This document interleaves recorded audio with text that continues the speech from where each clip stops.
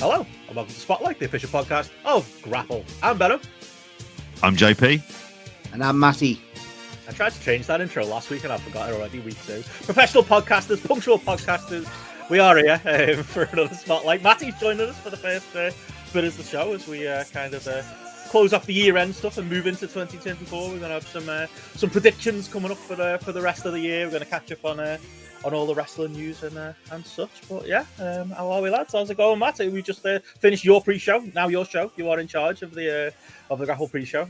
So hopefully that power doesn't go too much to your head. We've already named it the Matty Edwards pre-show, so you know that's as much as you're getting with your big pay bump. You know, come on. I'm hoping I'm not getting pushed where the fans resent me, JP. You know what I mean? I hope this push is earned and deserved. You know what I mean? You know, just let's take it a week at a time. See how the over stays on EWR. You know what I mean? Let's see what percentage. Ironically, it'd be very, very Roman Reigns, which should be the thing that makes you even the happiest. Exactly. Yeah, surprised, Matt. You're on for the full show now. We're just going to keep you on and ram you down the fans' throats until 7 segments, yeah, a show.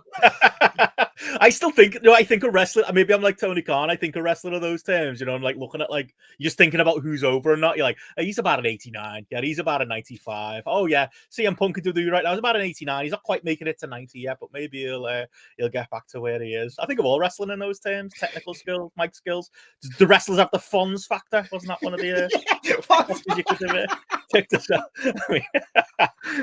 Got a little bit of Adam Ryland. What a game. Just the best of all time. No questions. Legendary. Some problematic stuff in there doesn't age well in 2023, but we won't talk about that. But what we will talk about is, we are here for this is our second show of 2024. So we've got a lot of predictions to go through, JP. But obviously, we didn't get a chance last week to hammer home that it is a new month. Lots going on over on the Grapple Patreon. We did just finish yesterday recording our biggest Sunday actually. New schedule, getting confused. Biggest letdowns 5-1 episodes where we spent about, I reckon, an hour and a half talking about the biggest letdowns in wrestling history. And then I went on the Discord and all anyone's talking about is Gladiators. Don't know what's up with me today. Gladiators and the other 5-1 we did top 5 TV and movie stuff. I Power Rangers on the brain because we were talking about how we thought like back in the day on All-Star shows there was always a Power Ranger wrestler usually played by Frankie Sloan. Now there should have been back in those days some kind of gladiator wrestler, but I feel like that captured the people's imagination more than the wrestling stuff as is the standard with us, I think, these days. Oh, absolutely. I mean, it did capture the imagination. I had I wasn't happy with Lost and the ending of that, and there was some pushback to that on the Discord, which I was like kind of really shocked by. I was like, whoa, okay, I'm not getting this route. Not even just Davey Portman. No, it isn't it? There's people who are like legit angry. Well, actually, no. So the whole thing was all very good natured.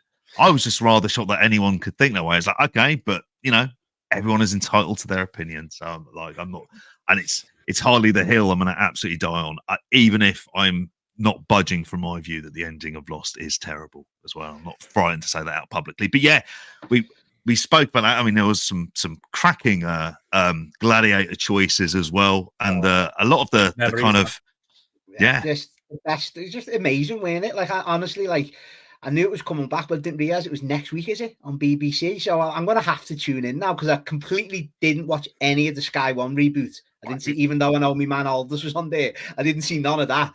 But like the original one, I mean, at people our age, it was just so fucking must-see viewing, appointment viewing on a Saturday night.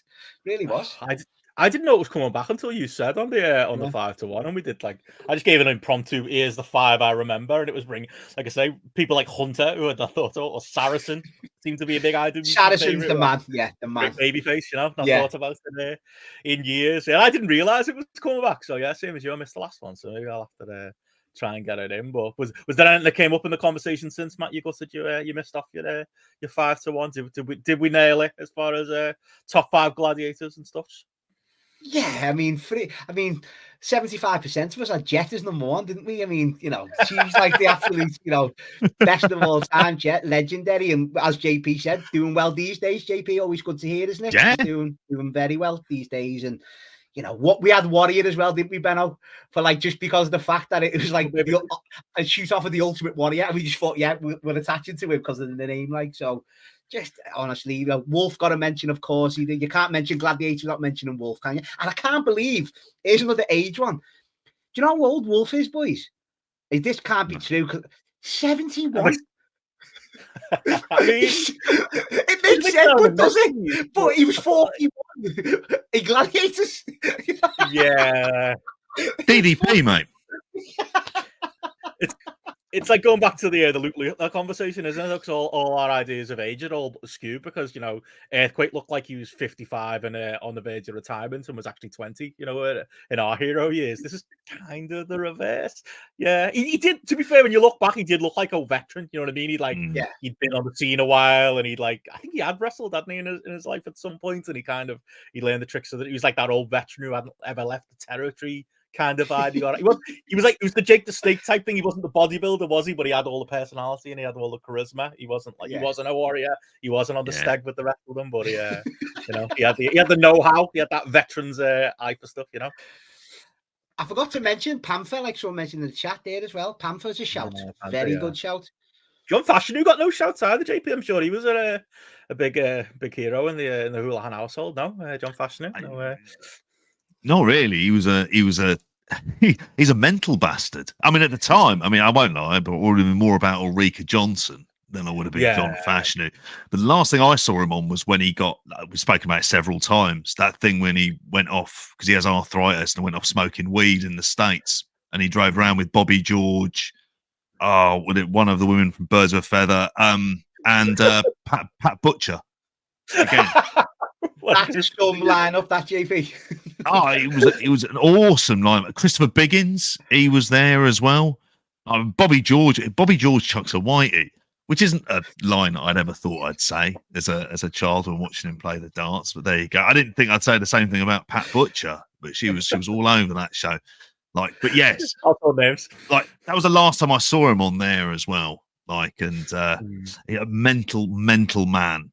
He somehow played professional football. He's a violent footballer as well. He was just like a proper centre half when he could just swing an elbow and smash people in the face and just get away with it. You told a coward if he couldn't take it. Long-term listeners might remember us talking about it before, but in the words of Joe, do we talk about wrestling anymore in this podcast? Probably not. But like, did you ever used to watch Battle Bowl, like the American one with what's he called? What's the name of the actor who was in it? He did like he was in Nitro. Teddy Crews in that. Teddy Crews, yeah. Yeah. What was this? I'm trying to think what his character name was in it. It was something. Battle Dome, it was. I remember the feud of WCW. What was his name? Was T Money? Was it T Money or something like that? That was it. That's what I was trying to think of. T Money. That was aimed at people like us, though, wasn't it? It was Gladiators / wrestling with like the. Bravo had it on after Nitro, didn't he? They had the double bill going on, like That's it. Yeah, backstage interviews and stuff like that. A lot of crossover there. But even that, like we were saying on the Gladiators, Mike Adamley, you know, the former Raw general manager, done the American one. And when they had the merge of like international Gladiators, it was Ulrika and Mike Adamley hosting it. So there's a lot of crossover there. Like they are wrestling. Take one from each. The big household name from the UK, Ulrika Jonsson and Mike Adamley. They should have unleashed Big Fash on the States as well. But instead, that wasn't their choice of Wimbledon footballer, was it? It was Vinnie Jones in the end, in a move that none of us could see coming from that. Americans, Vinnie Jones, footballer. That's all you know, isn't it? He's like him, David Beckham. It's a short list, isn't it, of football players, you know. Also, though, speaking of Vinnie Jones, the time they used to have the celebrity specials on Gladiators, you always knew him and Wolf were going to have that big stare down and scrap, JP. That was always happening on their episodes. Like, love that. Like on that UK pay-per-view he did when he came out. Capital Carnage. Yeah, that was it. Because I know we ended up reviewing it, which is just like, this is an incredible show. This is in several ways. And as he turned up as his lock stock character. Did all right for himself, did old Vin. So we're being distracted there by apparently Tony Khan quote tweeting the USA Network right now and having a go at them. Apparently they asked what was the cage match rating to Raj Giri in response to something. I've seen that today. You get in his replies, Matty. You show what's what. I'll add that to the AEW news section later. Fucking hell, Tony. Calm down. But anyway, on that note, what else have we got coming up on the Patreon? The other thing we wanted to definitely drive home, JP, we have Chris Platt, fantastic choice for King of the Mountain this weekend. That you got your homework started. Yep, for video viewers, you can see behind me. We've got a jumbo month this month. We have Brock Lesnar year one, him coming through. So no, it's not just him it's not him in OVW and stuff, but I'm hoping we'll get a bit in there as well. So yes, we've got that. That's our King of the Mountain, Chris Platt. That's his choice for month. Absolutely cracking choice. We're going to have a Royal Rumble patrons poll. And that's going to dictate what Royal Rumble match we're going to be doing for Flashback as well. And screens permitting, and lads, they're leaving it a bit too late. They've released Napoleon, haven't they, the bastards, the thieves? But they won't release Iron Claw for us over here. We inexplicably have to wait till February. If you're a Cineworld member, apparently, so we might end up having to join Cineworld, JP. You can watch it on the 30th of January, I think. I saw that somewhere. Yeah, they're doing special screenings just for them. Okay. So we might have to. Me and you'll rock up, mate. We'll become monthly members or something. There's one in Didcot. No, you say that. Well, speak by us, Benno. Cineworld and speak by us. Stay out, mate. We'll sort it out. It'll be done before the end of January. Even if we have to do that genuinely. On the 31st of January. We'll review it, yeah. We'll on the phone. We'll watch it, we'll review it. Got screenings that we've got at various times of it. But yeah, okay. I think... watch a film. Ridiculous. Hey, it's quite fun, you know. Yeah, it can be. Napoleon wasn't. Saltburn was mad, but that's a whole other conversation for another time. Yeah, so we got a review of Iron Claw, but that's not it for the month as well. We also have the return of Time as he tries to move out the way, and he moves out the wrong way. You're not going to see it behind me. I think I just need to genuinely fuck off. But we have Time coming up towards the end of the month as well, which we're not revealing it just yet. What it's going to be covering for that. We're really looking forward to it. It's mental as always. And Retro. Retro's, we're going to have episode 3, which I'm assuming, Matty, you're going to give us zero detail on at this point. Well, in time. To be fair, I'm speaking to Gareth, and I'm going to hit him up tomorrow, and we're going to try and get that recorded within the next week or so we can get it out there in the middle of the month, Benno, this time. So I don't even know. I know one of the matches because it's listeners of Retro will kind of know the main match because they're piecing it together, but I don't know the hidden gem match for this month. So I'm intrigued and excited as anyone else for that. So yeah, looking forward to that one. Okay. Brilliant. Exciting times. And yeah, obviously that Lesnar show, that's one I know that's dear to your heart, Matty. I know you I've started the homework. The playlist for us. I knew you would. No. Honest to God, but it's a long time coming, boys, because we've discussed Brock on like a few shows. He's in that all-timer conversation, lads. He really is. And I don't think anyone would like push back on that, because even from this first year, boys, some of the stuff he was doing, he's just a natural, isn't he? He's just an absolute freak athlete.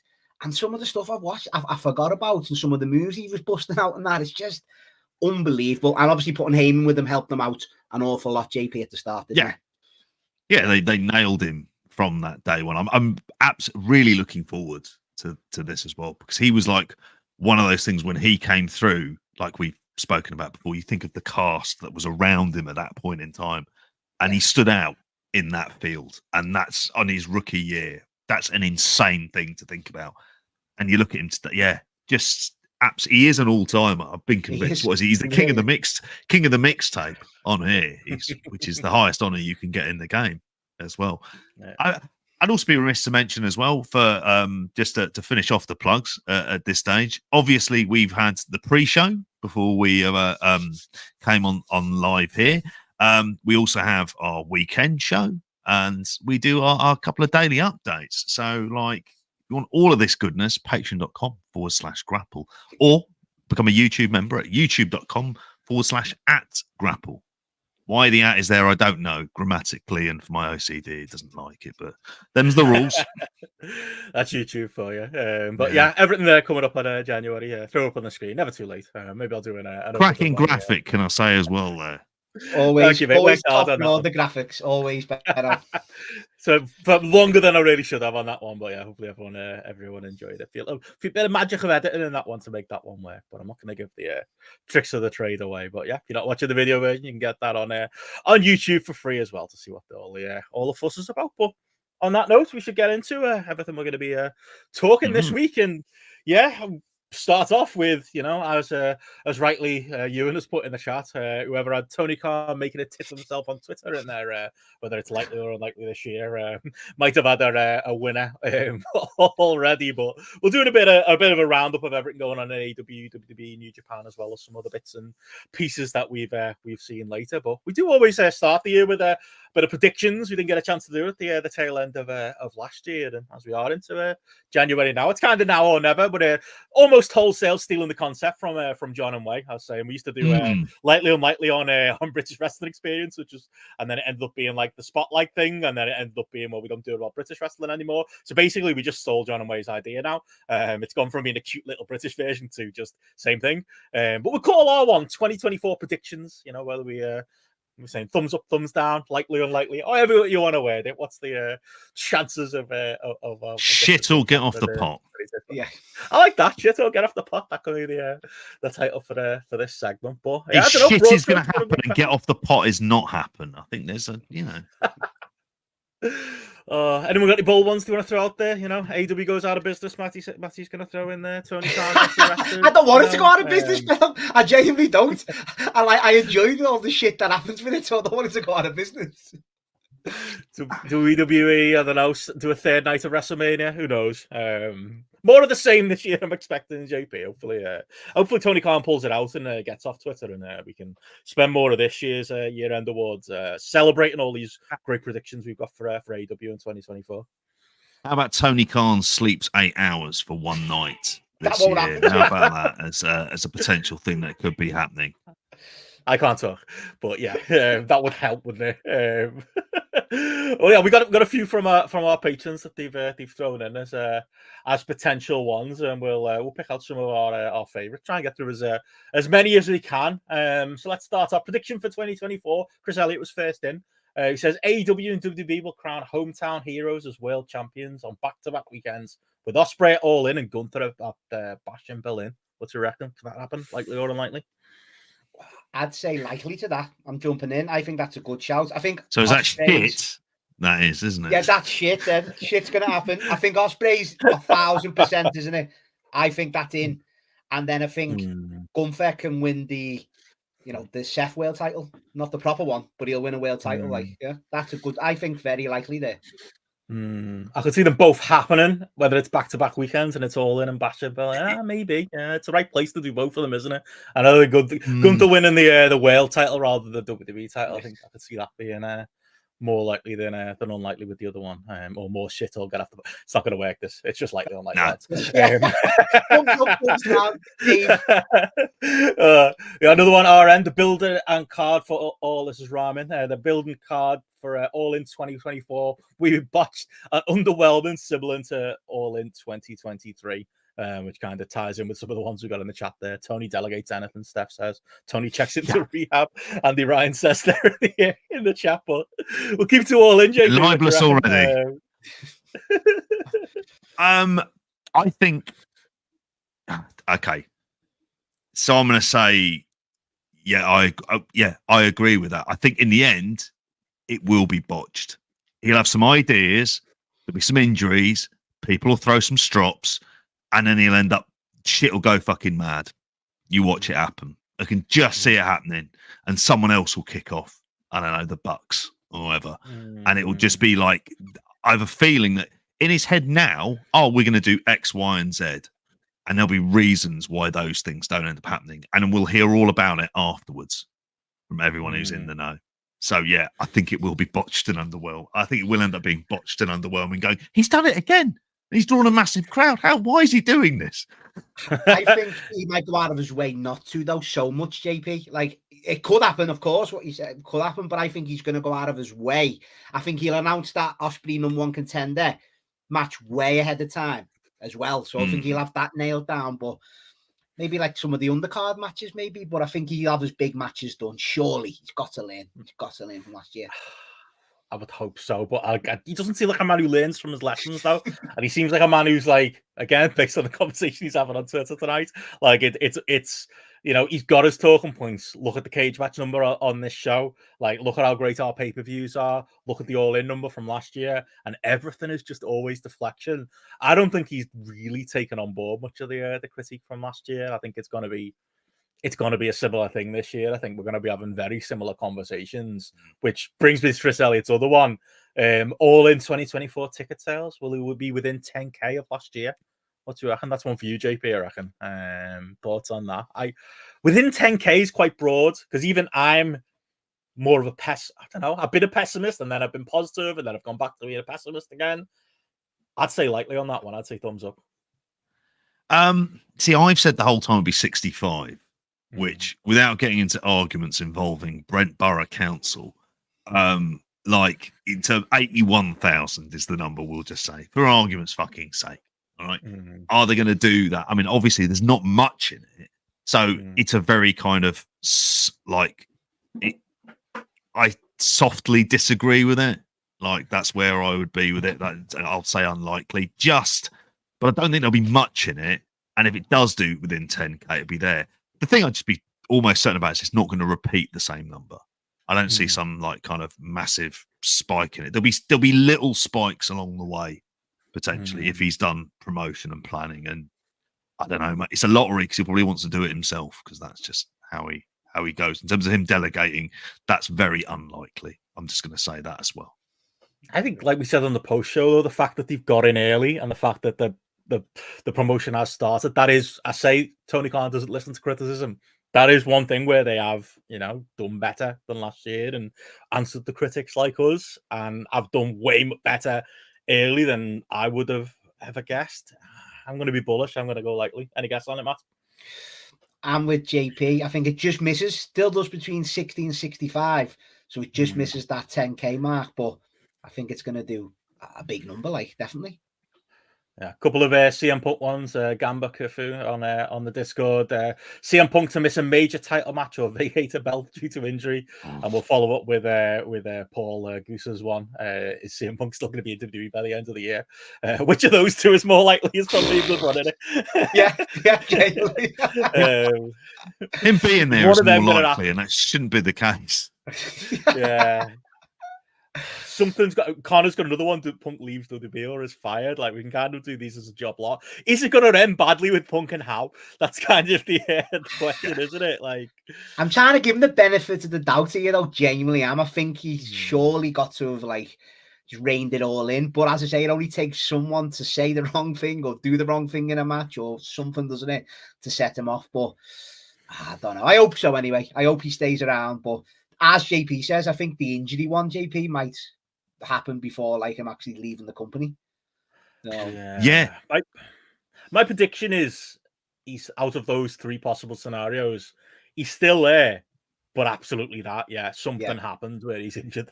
He tries to do a fucking stage dive again or something like that. Or, you know, that's the thing. Things have been going well so far. He hasn't took a bump yet. He's going to take a bump and just turn into dust. He's had safe out show. Saying that, he's had safe the safe Dominant. Yeah, that's but what he's going to push himself. Yeah, exactly. He's going to have to. It means as Seth said in promos, boys, he's going to have to seduce, because Seth, even if it's a Shawn Michaels Diesel thing, like Seth's going to try and out wrestle him and run rings around him, like he's already said. So he's got to like hit a certain level, and he could just, as Benno said, disappear into dust. Just imagine if he gets injured at the Royal Rumble, how that fucks everything up. And what's the possibility that could happen in a random match like that? That almost feels like more of a likely, like for any of these, that he just gets injured early. We go, of course, that's going to happen. Do we all still think he'll be employed by the end of the year? I do. I do. Yeah, I do. Meme in it. Like, yeah, he can't be that stupid, can he? He's got to learn. Or at least they'll protect him from himself. Like, that was the funny line in the promo this week, where he's like, you know, I've gotten out of my own way. Have you, mate? Have you really? But I think WWE will keep him out of his own way, and I think that's a little bit, as much as I don't like giving him credit, that's the difference there. So I think we're on the same page there. Let's see. Platt. Trying to get some trouble here, Matt. Cody finishes the story. There's another one later on where somebody asked me and you to have a stand-up row on a podcast, likely or unlikely, and I think. Do you want to do that now? I mean, that's just going to happen, isn't it? Here, lads. That's going to happen. Sure of it. We've been actually quite civil. WrestleMania is when? Yeah, as JP says, when WrestleMania happens. Either way, it's been a tilt, isn't it? It's got to.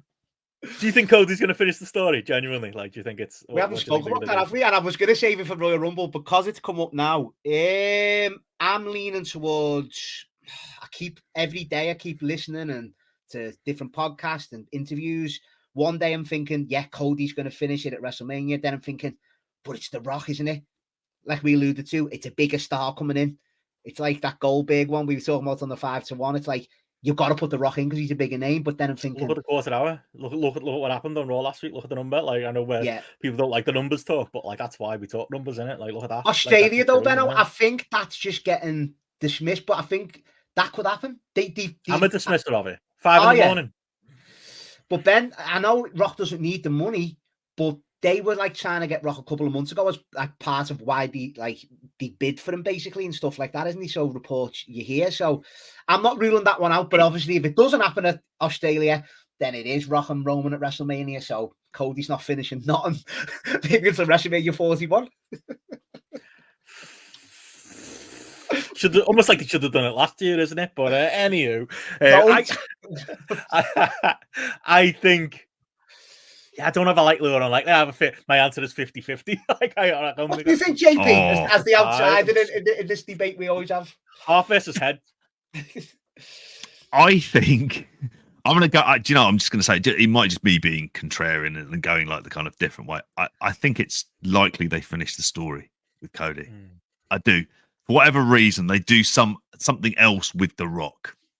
And The Rock gets involved, and they might do that at SummerSlam. That's what I would do.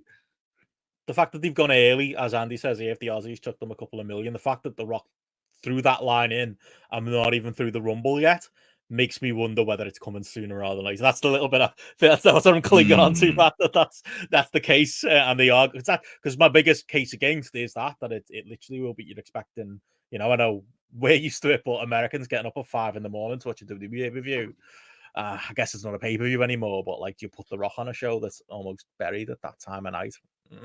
That's the thing, but maybe that gives me a lot of a possibility. Or maybe Cody finishes the story at Survivor Series, Andy says, once Roman's got the belt back. That feels very Lex Luger, that. We're not fucking doing that. But I see where he's coming from because I could see it happening. Rock Roman at Mania 2025 could be like a Cena Rock type of thing where we've been building for a year. My thoughts on the actual match itself, like it is a couple of years or a year or so out of date, really. But this has always been the match that was on the table, wasn't it? And it has got to happen. And I just don't. My only thing is, while we're talking about it, Ben, is I just hope it's serious and it ties into like the proper.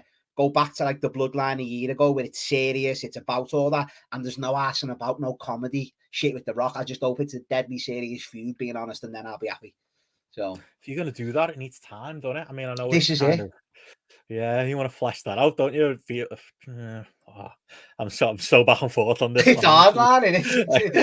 It's I keep saying it's the positive of having so many options, and that's a good thing about WWE right now. Like we saw on SmackDown this week, like they've taken LA Knight and Randy Orton out of and AJ Styles out of the Rumble, and they can because there's Sami Zayn if he's back, and Cody and Punk and Drew and all these other people, you know, that they've got built to it, Jey Uso to a decent level that can take up the mantle. But like, yeah, I just hope in that Den of Sharks that Cody isn't being forgotten about. But they're leaning into that too with his promos and the way he's kind of acting and moping on social media and stuff. But yeah, our almighty argument is going to be coming on that one, mate, if it doesn't happen. Oh, it's 100%, mate. That's imagine the whole show will be in genuine, just a full. I'll be you, mate. I'll be right either way. Either I get Cody to win, or I get to burn down the house because it turned out they weren't waiting a year to do it. So you know, either way, all good. Yeah, Simon can't wait for Cody to invite accounts out and they drop the balloon. Oh, that'll be amazing.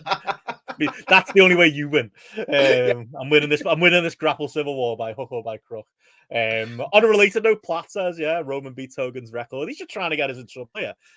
No, I honestly, Ben, like that's what you think is happening. Yeah, I think before, like, few months ago, I was thinking, yeah, especially because they had that stare down on SmackDown a couple of months back, didn't they? Before the Saudi show, Cody and Jay versus Roman and that. And I thought, right, we're going there. But then the more it's getting with The Rock, I'm thinking The Rock's not going to win. He's not going to win the title. So they might honestly keep Roman the champion till September, like, and beat Hogan's record. It's a possibility. The one here is he loses to a member of the Bloodline. I can't wait. Yeah, to get that solo. That was solo.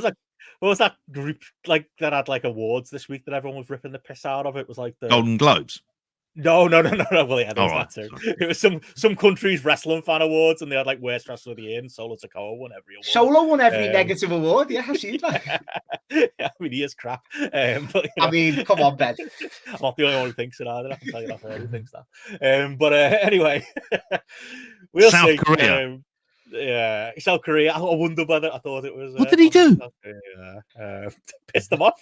Don't know what he's done to South Koreans, but I mean, that's an outrageous. IWC. That's an outrageous shout that none of the Bloodline of stars there, Andy. I've got to say. That feels like a potential title, that.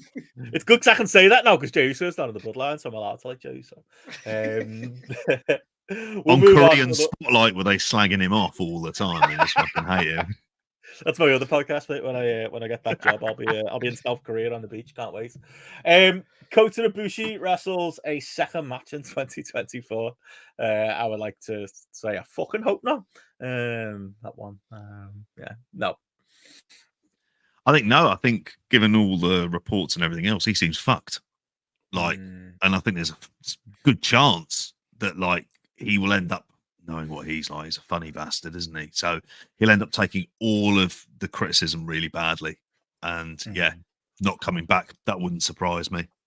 I wouldn't be disappointed either. I think it's best for everyone. Yeah, agreed. It'll be just fucks off, and takes the money too, and enjoys the money because he has earned it, as much as I say that. Couple of related ones. Paul asks a women's match headlines in AEW pay-per-view, and I know we got one later on about whether there's a women's blood and guts match in AEW or similar. Likely or unlikely, is Mercedes coming finally? JP, are they actually going to start putting some effort in? Obviously, they've announced that 8-person tag for Dynamite coming up with the women's division. Could see her walking out at the end of that one in Daly's place, and then we'll pay attention. It'll be fine. The proper women's division in AEW, everything's fine. This is about the fourth time it's been Mercedes is walking out at the end of this week, and it never happens. That's the only, like, it's tied in with that question, like women's match headlines and AEW pay-per-view, because the only person you can headline a pay-per-view with is Mercedes Moné, and it's if they go monthly. So I'm actually going to say likely, because I think they're going to want to do it. Just look at us. We've headlined a show with a women's match. That wouldn't surprise me at all for that being. I think that could be in a deal, JP. Yeah, like for it to sign as well and actually get pushed and used well. I think. Let's say all out compared to all in. You must use me well. No, genuinely, because she can't, like, as much as I keep seeing a name getting banded about, and I'm like, this is the one though, like actual star that they can get, and they've got to treat it differently than the other women. Like, I'm a big Deonna Purrazzo fan. Like, we spoke on the many Impact shows. I think she's not going to reach that level. She's just going to be treated like all the other women. But Mercedes is the one, and if they don't do it with her, they will never do it ever. This is the only one. Yeah.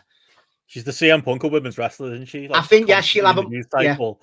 Constantly overshadows everything. When she's not there, she's a bigger star than when she is. Like, I get through a Punk to, it's like Mercedes did what? Mercedes, she might be going here. She breathed today. Like, everything is like news, isn't it? And everything's like, we're all waiting. And then it's going to come, and it's going to be in the AEW women's division. And to actually book her to that level. Ewan's right, though. That's a match I'd love to see. Deonna v Mercedes would be a fucking great match, that. Yeah.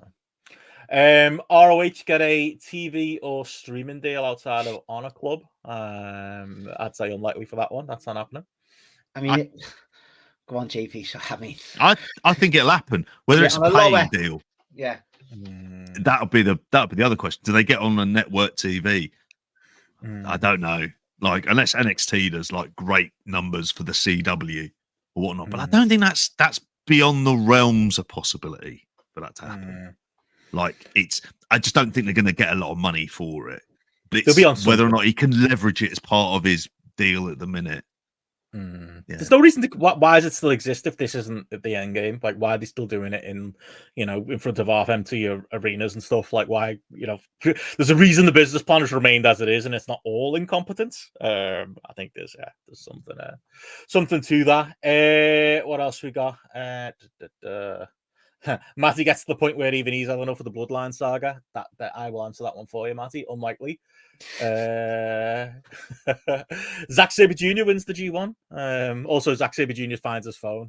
One of those is more likely than the other. Saying that, I actually don't know which one of those is more likely. That's another one. Likely wins the G1, mate.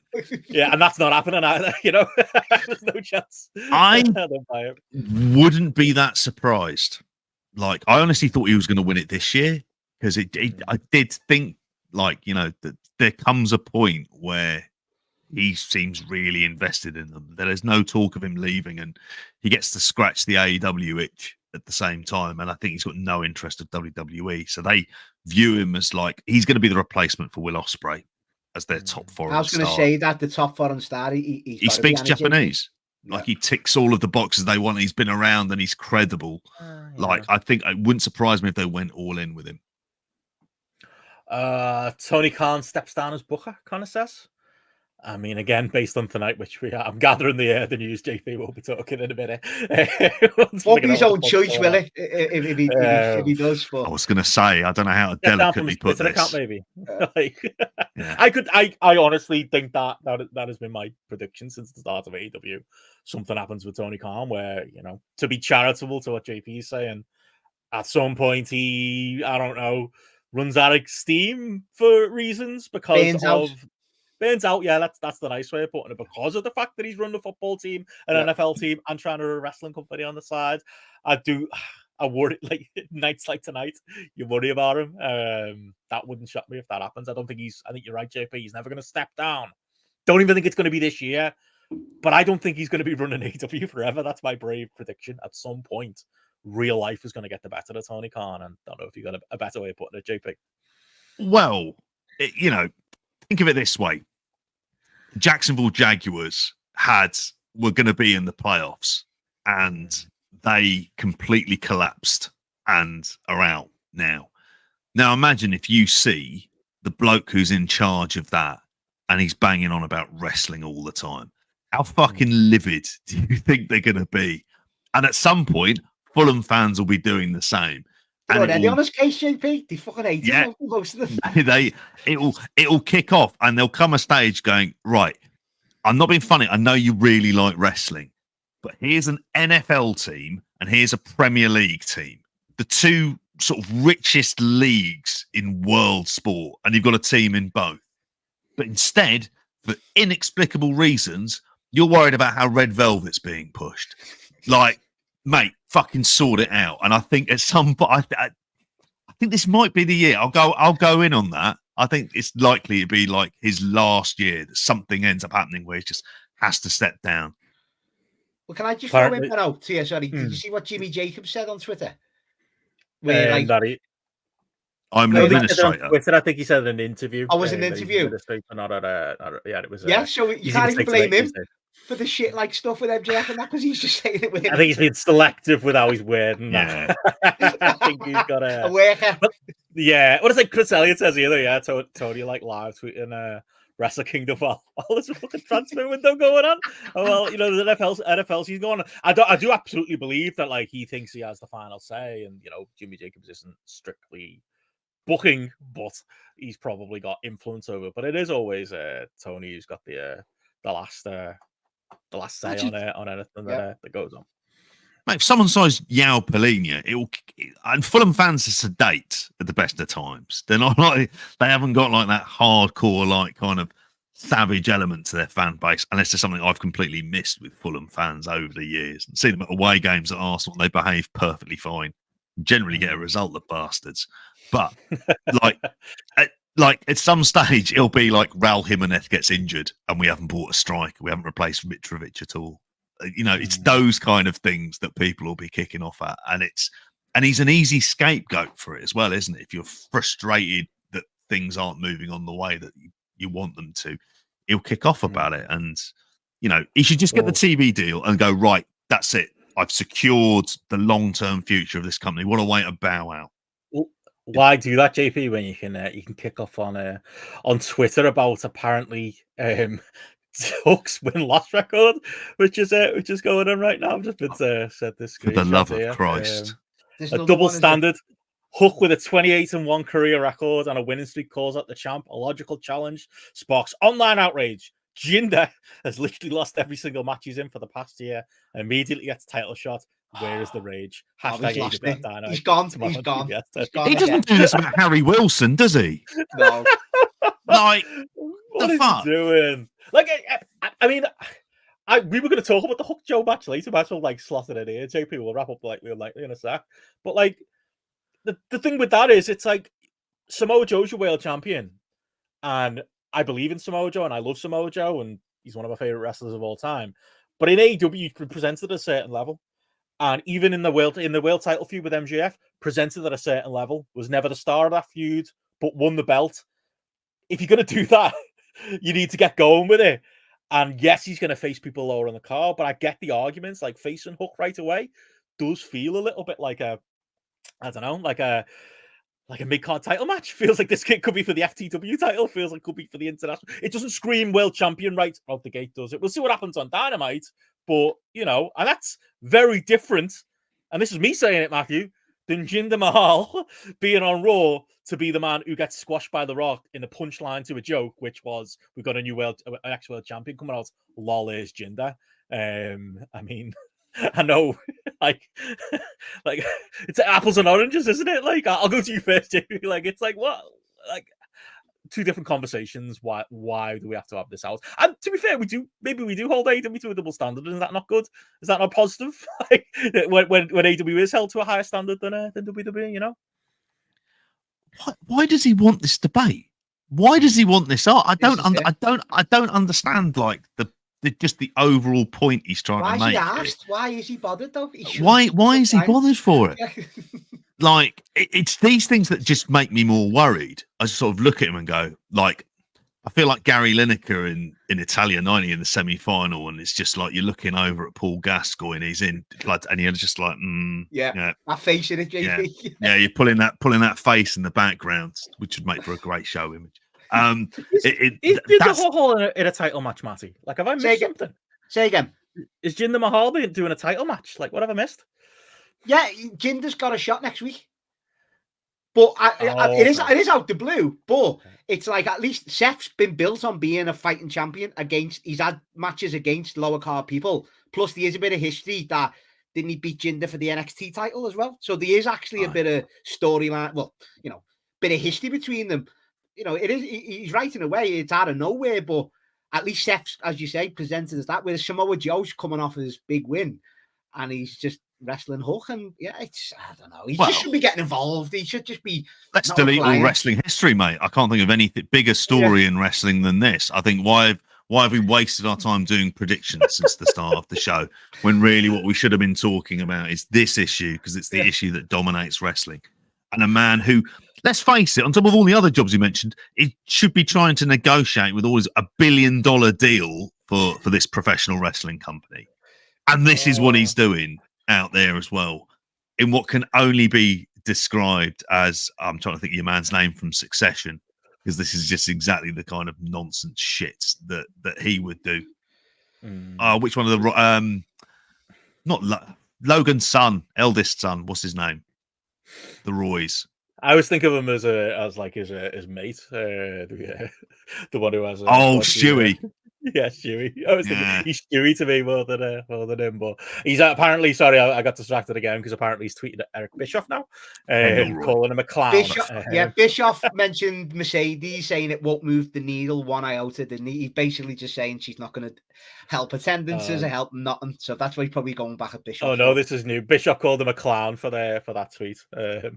And he's like, get off my site, you miserable has-been. Change your mind. I'm loving it. Keep it going, Tony. Do more of this. He's having a full night. He's on one. Yeah. Jinder sucks. Kendall it is. Yeah, as Andy said before. Sorry, I could have helped you there, JP. My bad. It's too much happening at once. Tony proving not to be serious, people. So it says there. Oh, yeah. I mean, maybe to climb down too much. Maybe there is a double standard. I think we are maybe guilty of that, JP. I think we do hold 80. No, probably bad to have Matty on the call while we say it, but you know, I don't expect much from WWE.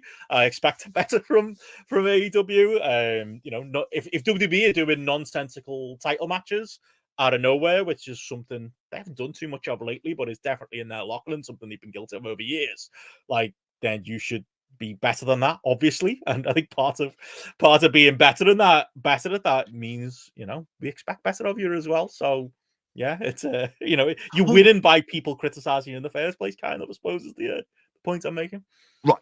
They're so far behind the WWE 8 ball in terms of business and everything else. So what's the way that they're going to stand out? Is they've got to be better at the wrestling and the product that they produce.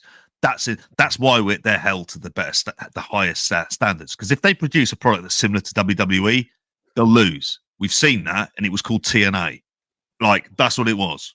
That's what happened. Like, TNA very, very quickly is like, it's WWE light. Okay, so you have to produce stuff that kind of feels and looks different, and that's why they're held to this great set of standards. And also because of the idea of here's someone who's going to learn from the mistakes of history, who is aware of all of the things that have gone wrong in lots of the promotions and why you should be doing it. So when you see them making those kind of errors, you kind of deserve a bollocking, because it's just like, okay, you've come along and you've said, I'm really clever and I know loads about this wrestling stuff. Here's me do some daft shit. Like, I think at the same time, you deserve like a, you know, kind of, you can't claim like moral superiority in terms of stuff that goes on. Well, that's the thing.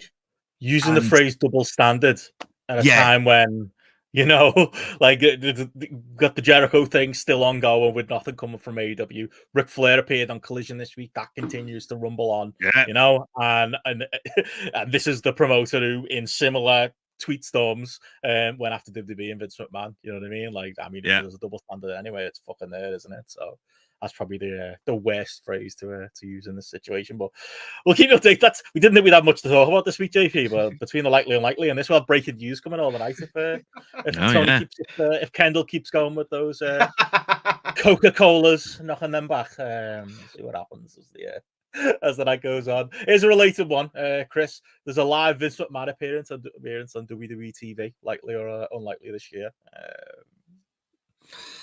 Unlikely. Yeah, I'd say unlikely. I had to think, though. I'd say unlikely, yeah. Vince dies, on the other hand. There you go. That's the only appearance, probably, like, if that happened, but I think unlikely. In a coffin? And will Tony Khan tweet about it? Sounds the question. Yeah. A coffin would be good. I'd take that. It'd be a win. JL, Roman retires. Ric Flair wrestles again. He's got in there as well. What else we got?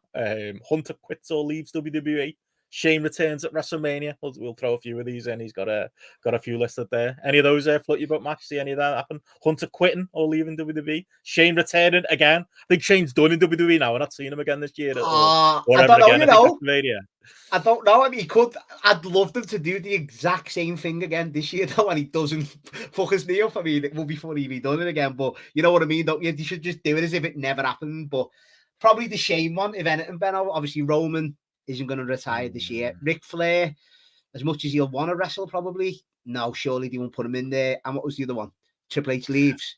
No, can't see that either. Unlikely to that.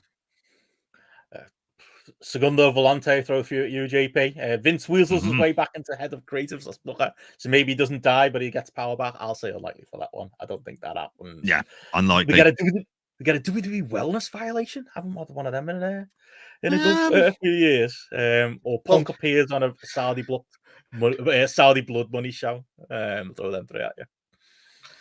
Yes to the wellness violation. I think that's likely because it's wrestling. Steps keep it back in, JP, isn't it? Let's be honest. There's always going to be that. Punk, yeah, I'd say definitely likely he appears on a Saudi blood money show. Oh, I think that's the one he won't do. I've always said it'd be like Rob Van Dam back in the day when he wouldn't do tribute to the troops. It'd be like that. Like I hope like he stays out of it. We'll find out what leverage he really fucking had in those negotiations and what he was willing to do. We'll have that answered very much there as well. Okada Danielson rubber match happens in WWE.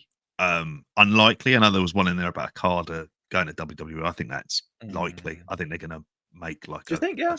I I think now gonna, Tanahashi's in charge. I think he'll stay. It's quieting down, that, isn't it? It's quieting down, that rumor as well. Yeah, I'll sip up to some of Roz Pongies as we'll let you go in a sec, Matt. Jericho leaves AEW, gets a legend style deal in WWE, and works a Saudi show linked to the Punk one. I don't think that's happening this year. Next 3 years. Yeah, I mean, based on the fact that he's on Battle of the Belts, the cunt. That's a new story we'll have in a bit. Like, I don't think he's going anywhere when it comes to AEW, but I don't think he's going to get pushed. But will he jump at the end of whenever this contract ends? I think likely. I think Jericho ends up back in WWE. I hope not. Yeah, gets the Hall of Fame induction and all that stuff. And because it's WWE, has been the conversation this week, we just pretend all of this noise doesn't exist and nobody gets away with it better than they do. I just hope he doesn't come back at all. There's no, I don't know. Triple H is made up with CM Punk, but him and Jericho always had that heat, didn't he? So maybe with Triple H running it, I don't know. But no, I hope he doesn't come back. Just don't want to see him on there. Yeah, last few we've done. There's a few repeat ones, so I'll skip through.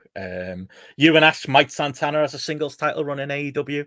I'm going unlikely on that one. If Santana and Ortiz, both of them should. Yeah, I'd love to be back on TV again. I think they still hate each other again. It's like, unfortunately, Quavo and Offset have been sending subliminals back at each other again on Instagram. Matty, I'm not happy about it whatsoever. I feel like they're the same. We're back to the beef in real life, I think, with them too as well. So. Have they been on TV since the street fight? Have they actually been on telly? I think Ortiz was randomly with Eddie Kingston again, despite them having a feud 18 months ago. He has been knocking around, but Santana not so much. And Santana's the one with the, he's the potential really, I think, to push on and do more. Mike. Yeah. Okay, last couple. I'll go to David Sykes' ones. We'll tie into a new story. We got JP, AEW and Warner Brothers maintain their partnership into 2025.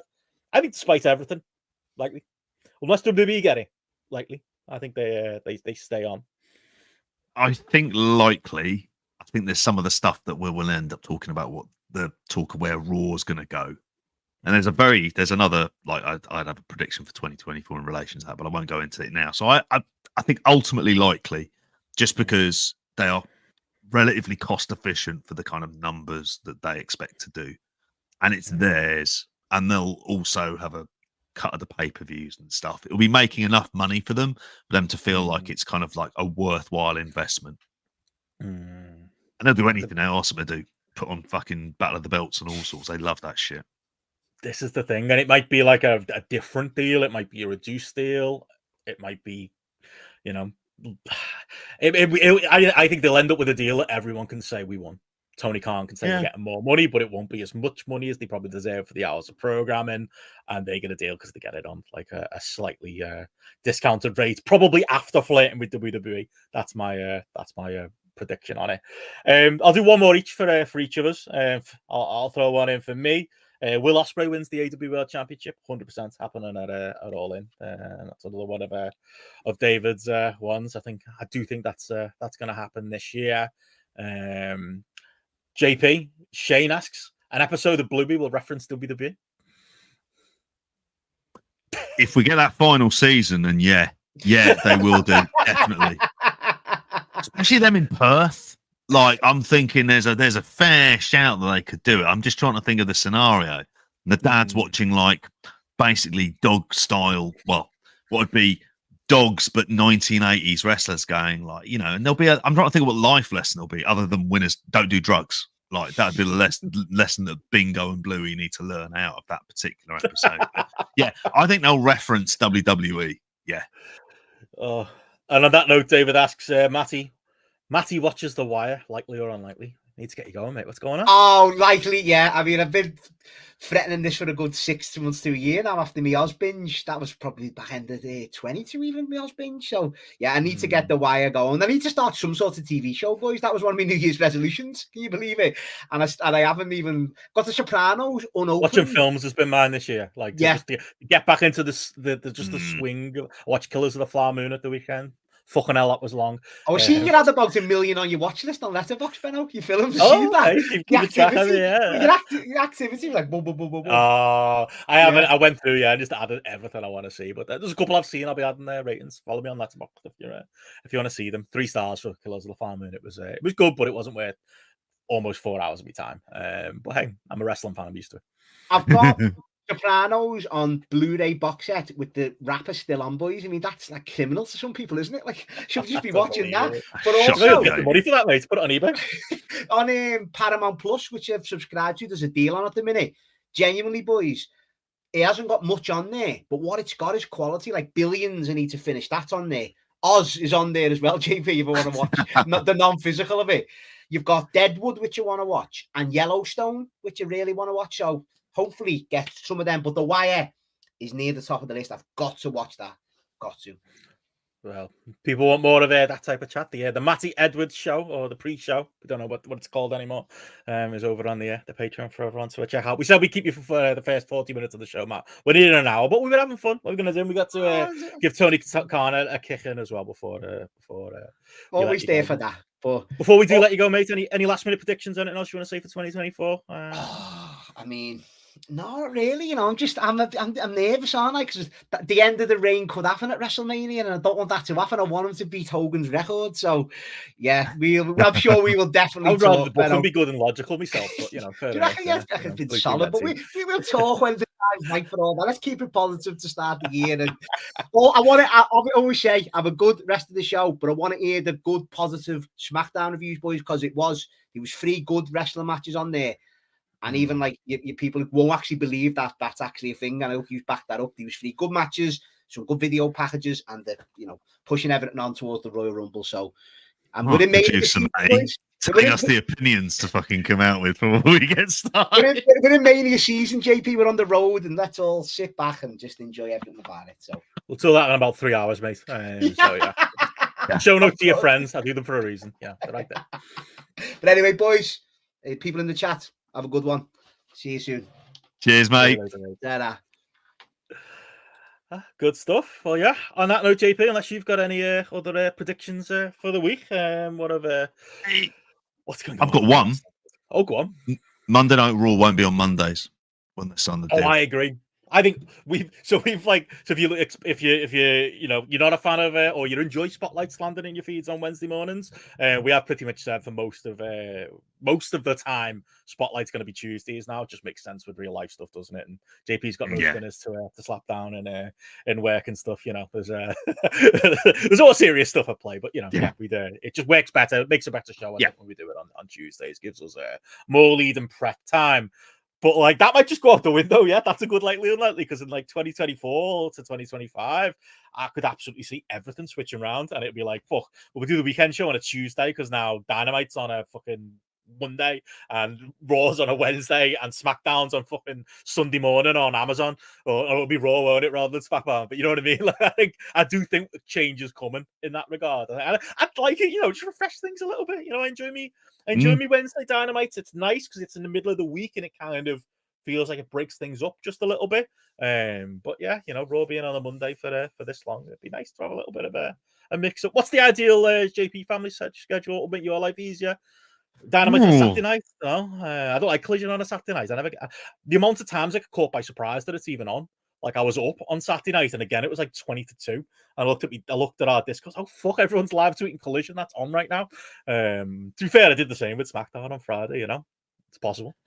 So I think, and for me, I think Sunday nights there's an opportunity for something there. It's not generally known as like kind of like a strong TV night, but the reason I think it'll end up moving from it has to move from the Mondays. Monday Night Football. The NFL is a juggernaut. Sunday nights obviously has the problem because there's even more NFL and which I haven't actually thought about since I've said that. Stubbornness that's kept it on a Monday for years, isn't it? And it's like with a the TKO heads and stuff like that, they're just going to be looking at it with no emotion attached to it. Just what is the best night for our product? It might just turn out that the best night for their product ends up being Tuesday or Wednesday night. Actually, Tuesday is more likely. I think even they'd be like, it's not worth igniting another. Vince, then that'd be a Vince move. Well, we've got to move it. Put it against those cunts on a Wednesday. I think they would be more like, well, Tuesday we can do that, and we can, put NXT anywhere we like. Yeah, I think so, and I think they could use NXT as this version of NXT. They could use as the kind of cannon fodder. Like, I wonder whether or not they would do that with it being on CW, like, or even that going to like a Thursday. I think, what the thing you predict about it is there is going to be like kind of like a domino effect, because we've also seen as well. It's not like in, you're going to have like loads and loads of like bumper figures. Ultimately, what ends up happening if you get the competition against each other is they kind of ends up hurting both of them. They both seem slightly less valuable than what they would be if they're on nights that are separate on them. But I think there is going to be the movement for it. I think it just needs the change. I mean, there's a reason why I can't sit through an episode of Monday Night Raw. That's quite heavy duty to start off the week and go, here's a big 3-hour television show on a weekly basis. That's a hell of a lot to kind of handle. It'll still be 3 hours. That's not going anywhere. Why? Because there's money in that. But moving the night, Amazon to get it and be like, no, 2 hours is fine, lads. We're not on telly. We only need 3 hours. We don't need full 3 hours. You know what? 90 minutes will do us. We've got some data in the background that says 90 minutes is all people need. Sorted, done. Well, this is the Amazon is the kind of player for this, where the actual timing of it. What does that like? They can do it live really at any time of it, but there's so much. They're like the kind of more wild card in it, which is basically we're getting WWE on kind of like live streaming. And who set up for sports? Primar. So they would feel like a lot more. That's why Netflix wouldn't be able to even, I think, consider doing it as well. If they're on FX and they're on USA, they just affect it's cable TV, and they fall into that like kind of those areas. But if you're on Prime, I mean, it's going to affect the audience. It's going to affect like, ratings wise, we're not going to know shit. I'll tell you what you will be doing the moment you get onto Amazon Prime, especially for us, we are going to be harassed with WWE made stuff, like or WWE stuff that Amazon have made and sold as well. True. And I think they'll get the rights to Lion Claw. That'll be on there. Oh yeah. They'll be doing like you'll never get away from it. Like they'll be hassling it as like the big kind of products. Think their Black Friday sales and everything else. Like they'll end up pushing WWE very heavily into all of this stuff as well there. So I think I could see it going on to Amazon. I just think because they're going to throw a shit ton of cash at it. You've seen, big sports going onto streaming services. That feels like something that's very much the way of the future. So Apple TV do it with like the MLS. And obviously we're used to it over here. Like, I mean, Prime in the US has NFL, whereas Prime here has the kind of weird rounds of football games where they seem to merge all the commentary teams from everywhere else. So it's just like, I don't know. It would have been like, full squad.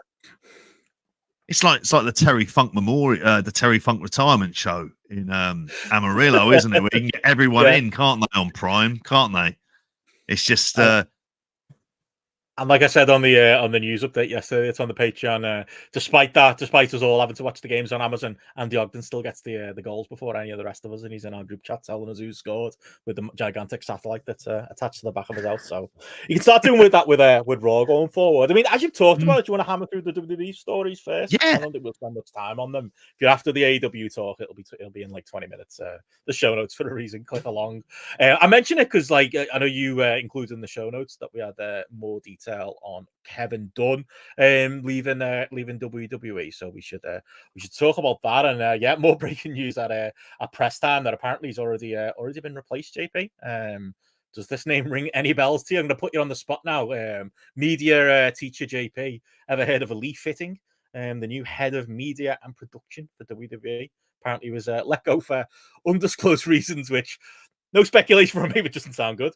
By ESPN after 25 years in the company, in which he had a big hand in many products. Most of those will be College Game Day. It's a bit like the AEW story we're going to talk about later, where they've got one of WWE's former directors of live events in, and you just kind of have to look at their LinkedIn and their CD and go, yeah, it sounds like he knows what he's doing. Do we know anything at this juncture, JP? He's got to be better than Kevin Dunn. Is probably what we know, innit? Like that's the lesson here. He has to be better than Kevin Dunn. I mean, and that's the reason why Kevin Dunn's off is because he doesn't feel like he wants to alter his production style. TKO have said no, and like they look and how it's viewed. And I think this is the thing again that we're learning that really about TKO is, and this is it's shock to some people. It's like Ari Emanuel and Vince. It's like they've done some research and they've gone, right, where are the problems? And they've looked at things that have been generally thought of like, okay, why are there all these cuts? Why is it cutting all of the time? Like, and to do some changes. Now, will this changes happen automatically? No. I think it will just be a bit more common sense. Like, God forbid they let, shots breathe. But this is someone who's used to like editing live sport. Now, I don't know why this bloke has left ESPN. My assumption would be it'd be cost cutting things, like rather than like some sort of cloud over their head as well. Would he be a good fit for WWE? God knows, but yeah, and I actually think it might be a better move than what Mike Mansory would have been. I mean, Mike Mansory's been in place in AEW, and still there's budget things and whatnot there, but it's not perfect, like by any stretch of the imagination, and it's still kind of shot like how wrestling is. It hasn't been like a sort of it's not like a kind of drastic change or a new vision for it. And maybe this guy can kind of make it work.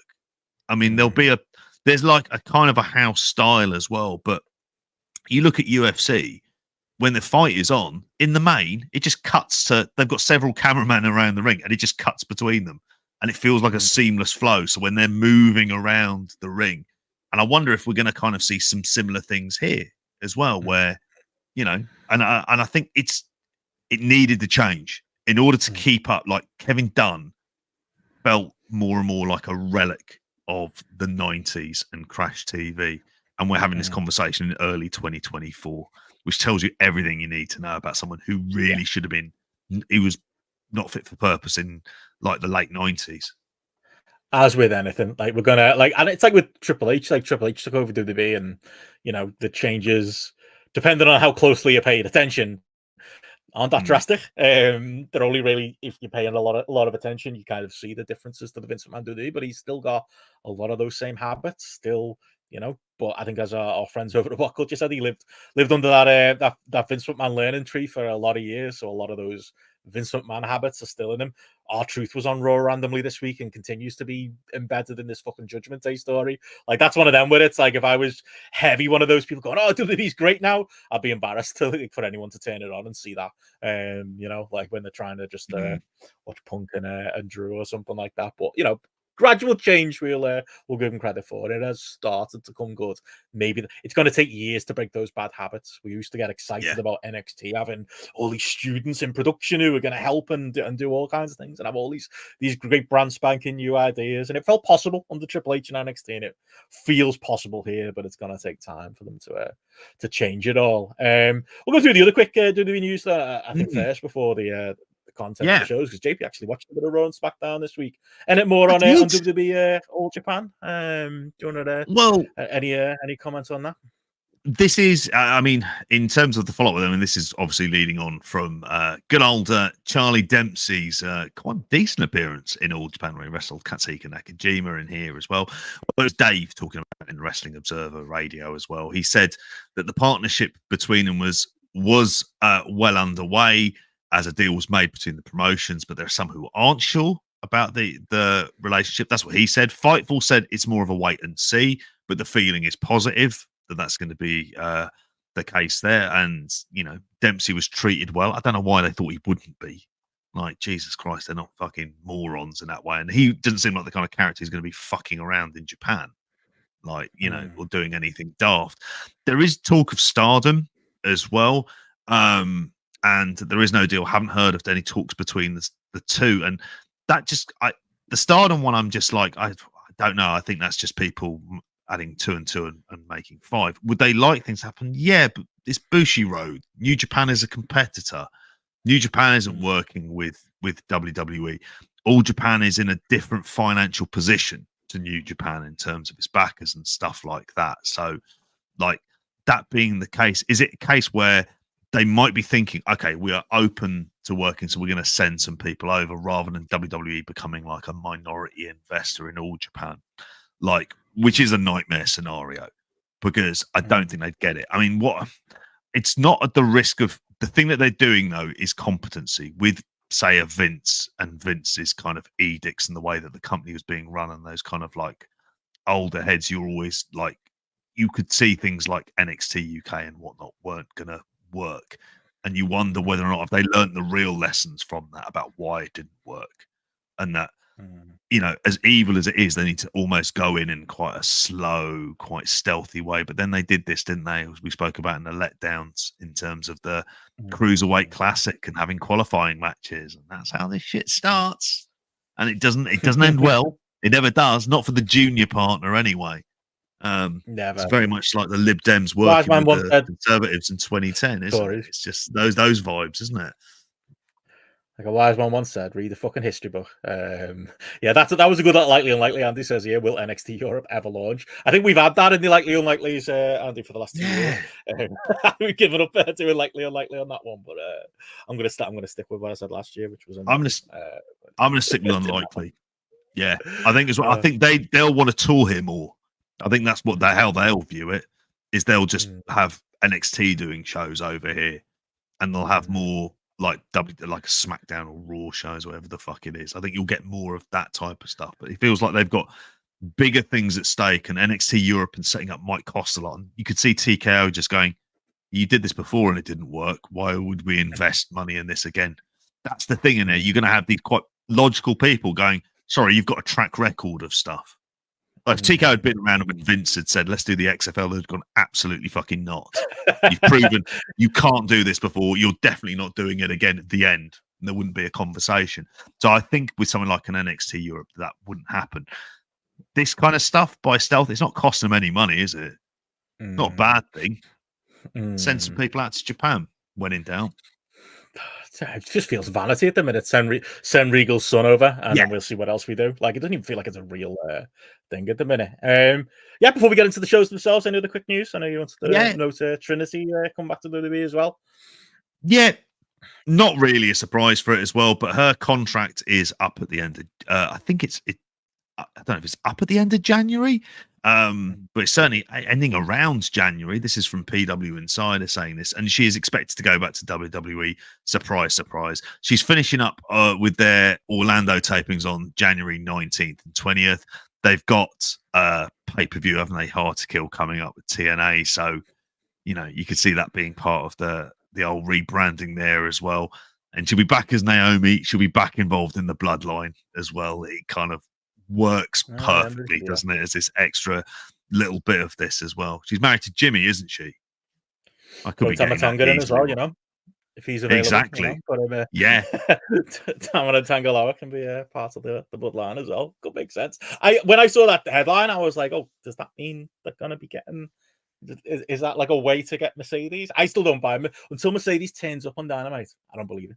I just don't believe it. I can't imagine Trinity going back to WWE on her own and not having a mate with her, not having a former tag team champion with her. But we'll see. Because I think as well, from an AEW point of view, surely you'd want to get both if you were going to get Mercedes anyway. It keeps all parties happy. But I guess we'll get there. But yeah, we said we'd mention it quickly before we get into the AEW shows. You watch a bit of Raw and Smackdown this week, JP? I'm blown away.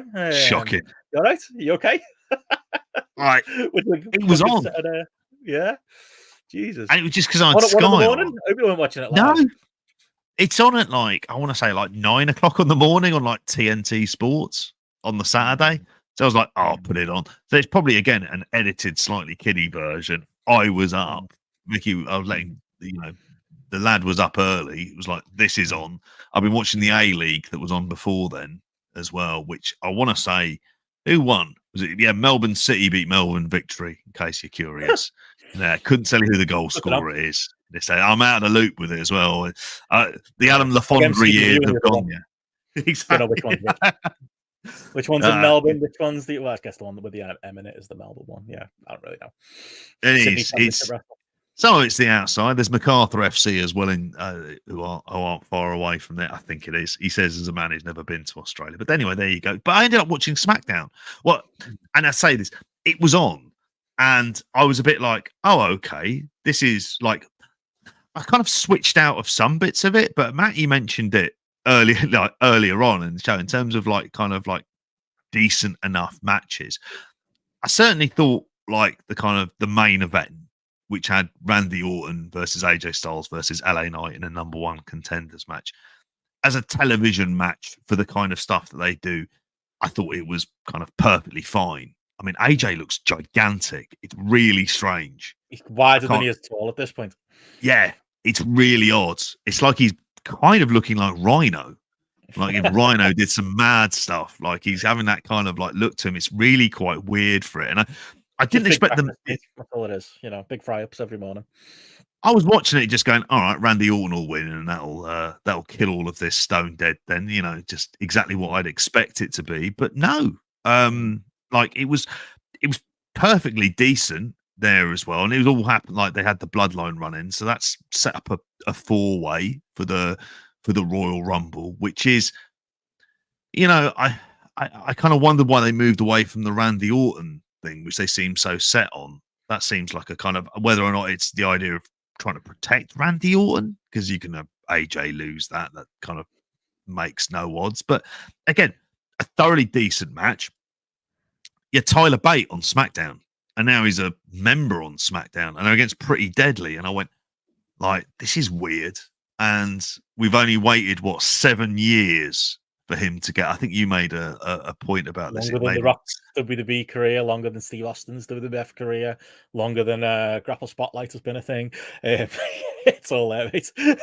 That's how long Tyler Bates' debut to appearing in his undies on SmackDown was. To literally, like I said with the news update yesterday, to literally no reaction. Like honestly, yeah, it was like when we always talk about WrestleMania 12, and I know Matty always says you can hear the fans, not the fans, the actual air fans. That's how quiet it was. That's what it felt like during that match. It was like you could feel the crowd being like, "Who's this bum?"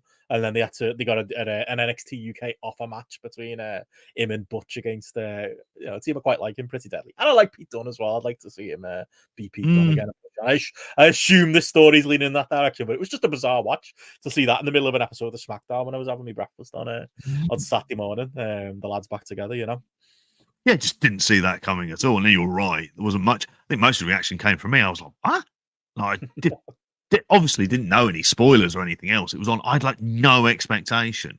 So I was just like kind of blown away by seeing a team that I'd watched wrestled in a car park in Wolverhampton. Fucking here they are on SmackDown. And it's just like, you probably crazy saw fucking times. Single wrestlers going back to like IPW UK and stuff like that. So that's a bizarre one. I mean, you mentioned about the 4-way in the main event. Like that was kind of my take on it as well. And it seems like in the news that's come out is to keep LA Knight away from the Rumble, because they are being cautious with fan reactions. Maybe could be part of the other. I mean, apparently also they didn't want to blow Randy versus Roman, which I feel like that is absolutely a match that you can blow. And it's probably time to do it because Randy Orton's never going to be he's always going to be like a certain level, Randy Orton, but he's something resembling hot right now. And the viewership when he came back over there, do it now because by the mid-year we're going to be used to Randy Orton being back again, and everybody except for Matty is going to be fucking bored of the cunt.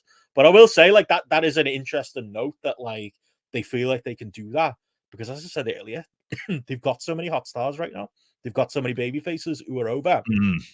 And so many characters that are over, it's going to feel like one of those, like, I think Rover said it a couple of times, those early 90s Rumbles, where it's like and as much as like people like us aren't so into it, everyone in that Rumble is going to be over. It's going to be big stars coming out, and nothing says that like the opening to Raw, which I believe you saw this week as well with Drew and Punk, even slotting some little stories in there as well for the people paying attention. Don't know what you thought of that one. I assume they'll have a match probably at some point between now and WrestleMania. I'm not even saying I desperately want to see the match, but I thought the segment was really good. And it's weird though because I don't even think it was good because of Punk. I think it was good because Gareth could be is Drew McIntyre. I swear to you, this isn't just a podcast where I steal John and Way's bits because I've seen they've got a YouTube video where it's like I haven't watched it. Where did Drew beat Punk on the mic or however they worded it? Like, did he eat him up on the mic? That was kind of my take coming out of it. But maybe that's going too far. But it felt like Punk continues to like he's still CM Punk, so he's going to be to a certain level. Don't get me wrong, but I don't know. I think as far as like give it a spark to like that segment, I feel like it was kind of like Drew that was leading the way, and Punk had some good lines in there, and it was all good on paper. mostly, apart from like referencing straight edge society that like half the audience who were in that building probably weren't even born when it happened. I still think he comes across like a man who isn't like us. It doesn't fully pay attention to the product, isn't fully aware of the product, doesn't really know this current WWE fan base. He was still over. He's still CM Punk, but felt like Drew kind of will be proud of himself coming out of that, because I think he, at the minimum, JP hung with CM Punk, if not outside him. And I think that's part of it as well, is that if you hang with him, you kind of end up. What he didn't do is go for kind of the low hanging fruit. He delivered in a way that kind of completely works. I think this comes down to everything I've seen of Drew McIntyre since he's turned heel. I've just thought, I like the character here. I get this. This is a believable character that can kind of switch around, where it's very much the justifiable heel. And the stuff that he mentions that kind of eats him up is like, yeah, I was pushed, but I wasn't really pushed. There were no fans around and I deserved that kind of moment. You go, that's really good motivation. Like, that's really solid motivation. And his delivery is really good. And he owned, like, I thought, just the way that he delivered, that he wasn't the screaming, ranting heel, I'm going to beat the ever-loving shit out of you and whatnot. There was just like an element of control that I really liked about him.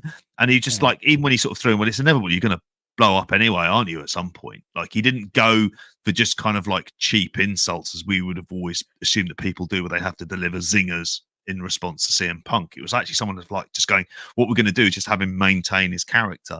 And so I liked it.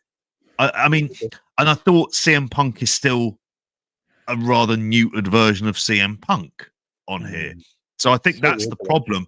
Whereas Drew McIntyre, he's well used to this environment and delivering promos, and he's found himself. And so what you'd expect is they'll have some sort of interaction there, and it'll be a bigger deal for, say, the Elimination Chamber, which I could see being the thing that sets up like kind of Punk challenging Seth Rollins anyway. But you can have that interaction, and if Punk wins, you're teeing up your first challenger. But yeah, Drew McIntyre, I mean, I still don't know if the contract stuff doesn't seem to be mentioned as much these days, but this is kind of like you want to tie up. He looks the fucking part, because there was that point where CM Punk was just like staring him in the eyes. He's like, Jesus, he towers over him. And it was like just looking confident, which is not something that when he left WWE, Drew McIntyre would have been in any kind of position to ever feel compared to CM Punk. But he just looked like someone who just like knew his role. Yeah, and Gareth will be listening to this, hating this conversation, because there's not more he hates than Drew McIntyre. Maybe that thing is this current version of CM Punk in WWE, and I know he thought the segment was, I think he referred to it as lukewarm, I think, on Twitter. I did overall like it, and like I say, it was mostly because of Drew. But I was watching it just kind of going like, I still don't know how to take this version of Punk in WWE, because he does. It's funny, in AEW, he felt like Phil Brooks on telly. He felt like we were just getting him pure for good and bad, mostly, and maybe the exception was at the start, similar to this. We were getting the real deal on TV, and I believe even when he said things about, buy one get one free WrestleMania and a Blood Money show and all of that stuff, I believed it when he said it, because I think he did mean it at the time, and we'd walk it back now, but I think he meant it. And that was Phil Brooks on. I was getting that pure unfiltered version. What I'm seeing on WWE, and maybe it's the right call, I don't know, but it's Phil Brooks playing CM Punk. He's playing the character, and there's positives to that, because I think I said that a few weeks ago. Like, for me, you almost have to do that, because none of us are buying it that he's happy to be there. None of us are buying it that he's happy to see the fans and all that stuff. And the real life story isn't quite what's being presented on screen. And as I said a few weeks ago, not all of Punk's hits in WWE came with real life stuff. A lot of it was straight edge society, as he referenced there. A lot of it was him being the character of CM Punk in stories in WWE TV. And I think what's making it weird for people like me watching it is he's kind of doing that now. He is playing a character. He is playing a CM Punk character. And he is, it's not necessarily Phil Brooks that we're watching. It's more this canon version who's, referencing his past and referencing his story, and really wants the main event WrestleMania, which has an element of truth to it, and really wants to, come back and win the Seth Rollins world title. In real life, he's probably making jokes about in group chats. But the character of CM Punk that he's playing is, of course, interested in those things, and of course wants to win the Royal Rumble, because it's all about rah rah, I'm going to win the Royal Rumble, and it's a weird juxtaposition to a long-term fan like me to watch it. But that segment worked last night. It worked for the audience that were there, and it's an overwhelmingly, I think, well-received promo that worked for both men. Sowed seeds of interest in the Rumble match. Sowed seeds of interest, dare I say it, in a match with Drew. And yeah, was a success, despite the ickiness I kind of feel still about Punk doing this on TV, and very clearly, working a work, brother. Yeah. This is the thing. I still feel somewhat underwhelmed by CM Punk in WWE. Like, this isn't the edgier version of that character. So therefore, like, it's one of these things where we're kind of almost going through the motions, aren't we, until we get the kind of the Seth Rollins stuff. I mean, I don't know. I feel like I'm with Matty in the sense that I wonder whether or not he's gonna he is gonna put over Seth at WrestleMania. I think that might be a thing that ends up happening as his kind of goodwill of, like, we've given you the main event, we're not necessarily giving you the win. That would be there. Sorry if I went dark during the screen for that. I don't know what the hell happened with my laptop at some stages, but there's one. Just decided to have an absolute paddy. I don't know what it is. What you pouring there looks like a knockoff. Is that a Dr. It, a Dr. Pepper? A Dr. Well, you Dr. Aldi? Go on. Dr. Yeah, Dr. it is. It is. It's for this time of night as well. That's shocking behaviour as well. Professor Peppy as well. That's what I love that. It's not a doctor, it's a professor. And it's not Pepper, it's Peppy. It's so fucking like, honestly, it's like, I love this shit. It's Blue World Order is what it is, but somehow they weirdly make it work, Aldi, in the way they always do. I even fuck with Colin the Caterpillar, and you do that.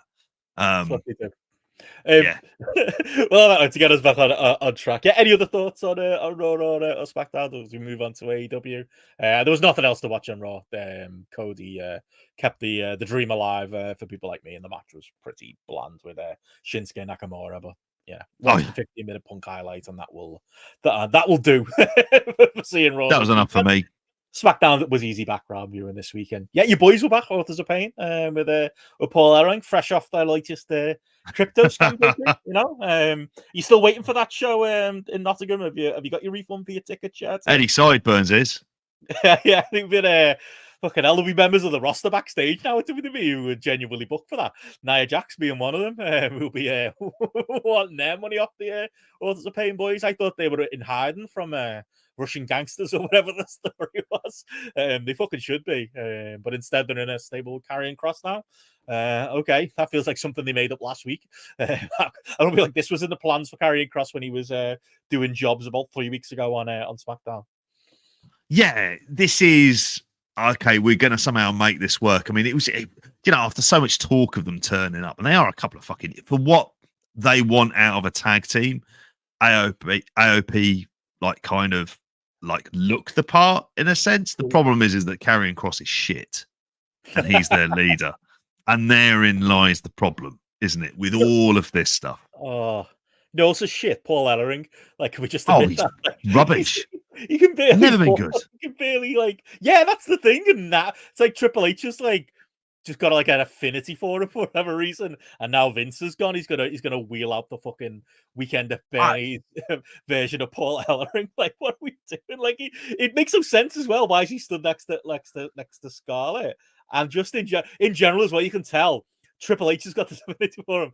Commentary haven't got a fucking clue. Whoever that is, it the weird Irish bloke. I think he was on commentary on SmackDown. He was like, Paul Ellering, one of the great managers of wrestling history. He managed such teams as the Legion of Doom and the Road Warriors. Like, same one, mate. Same team. That's one. Give me another one. Like, fuck off. Bollocks.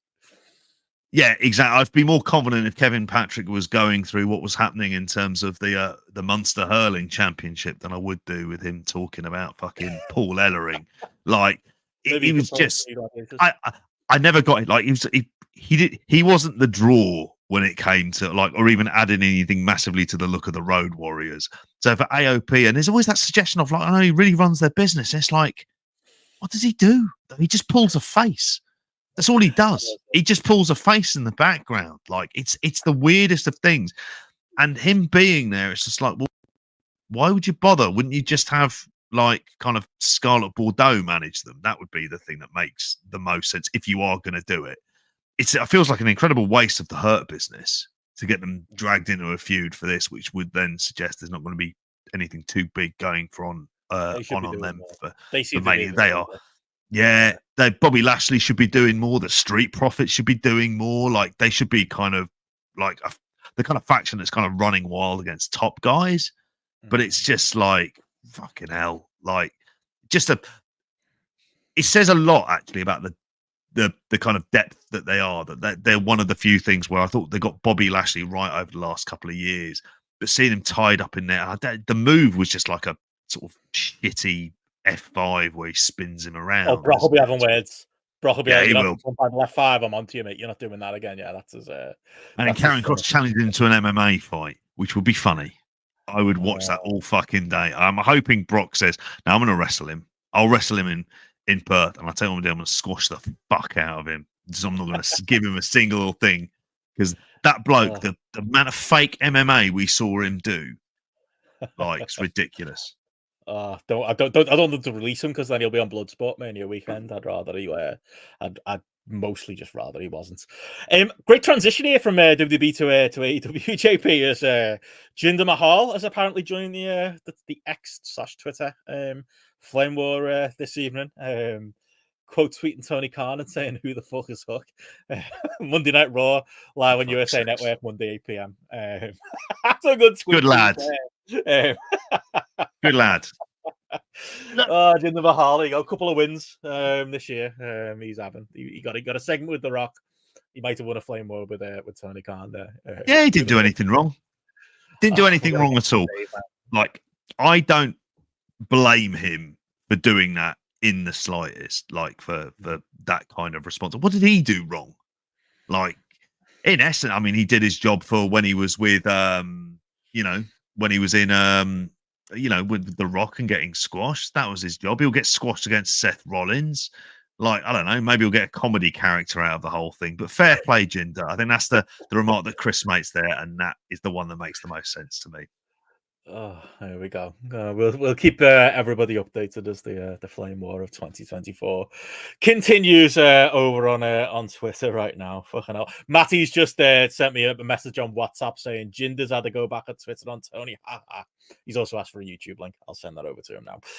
On that note, yeah, good little way to for us to move over from AEW to.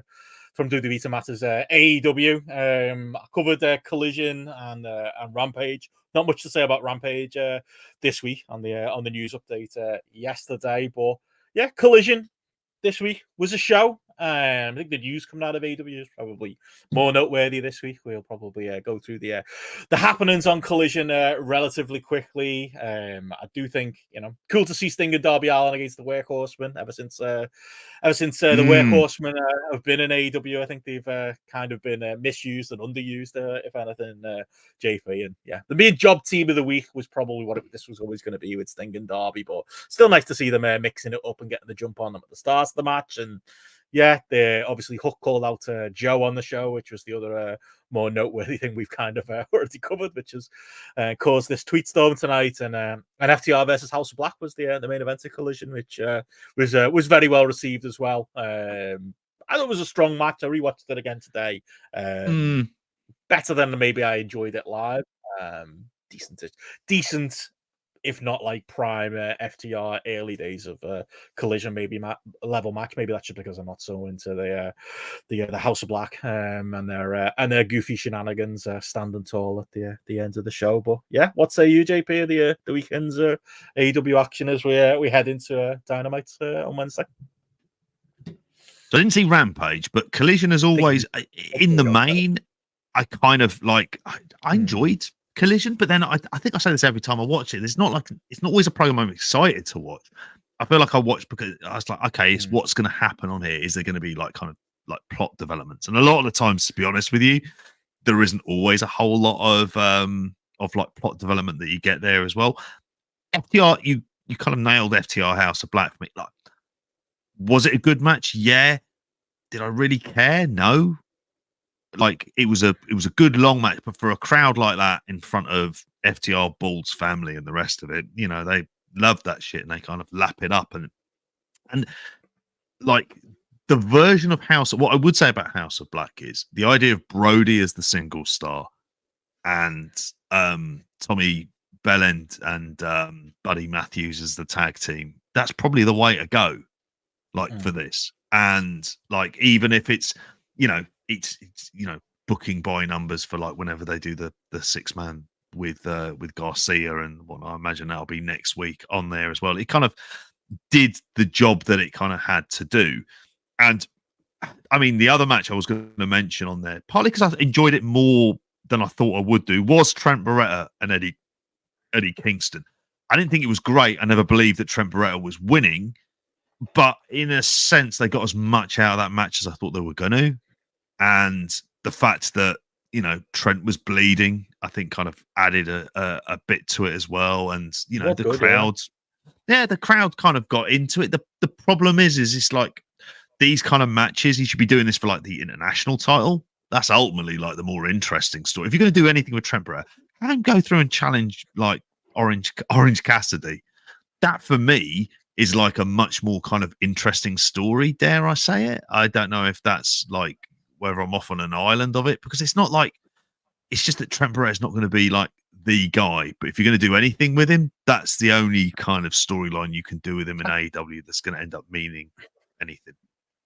Yeah, the match was good. Match good is kind of, you know, never an issue in AEW, but it was always the issue with, you know, just in general is watching that Continental Classic for months and having everybody fight to the death to win the thing, to finally win the belt / trophy, or we still don't necessarily know what it is. I guess it is a replacement to the ROH belt now, and then Trent can just get a shot. In practice was, you know, the match was good, but does that really make logical sense? Probably not, but we're past it now. We can move on.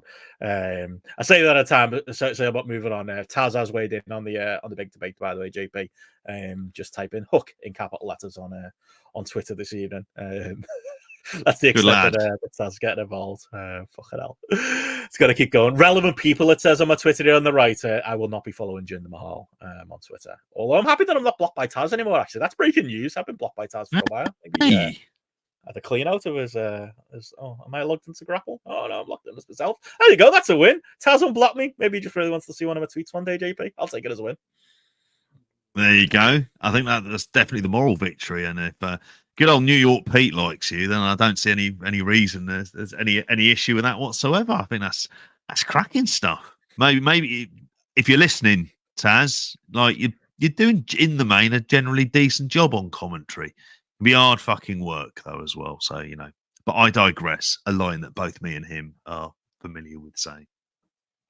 Well, going up from there, obviously the big thing coming out of Collision was we did get the Kingdom, or the Undisputed Kingdom. Continue to hate that name.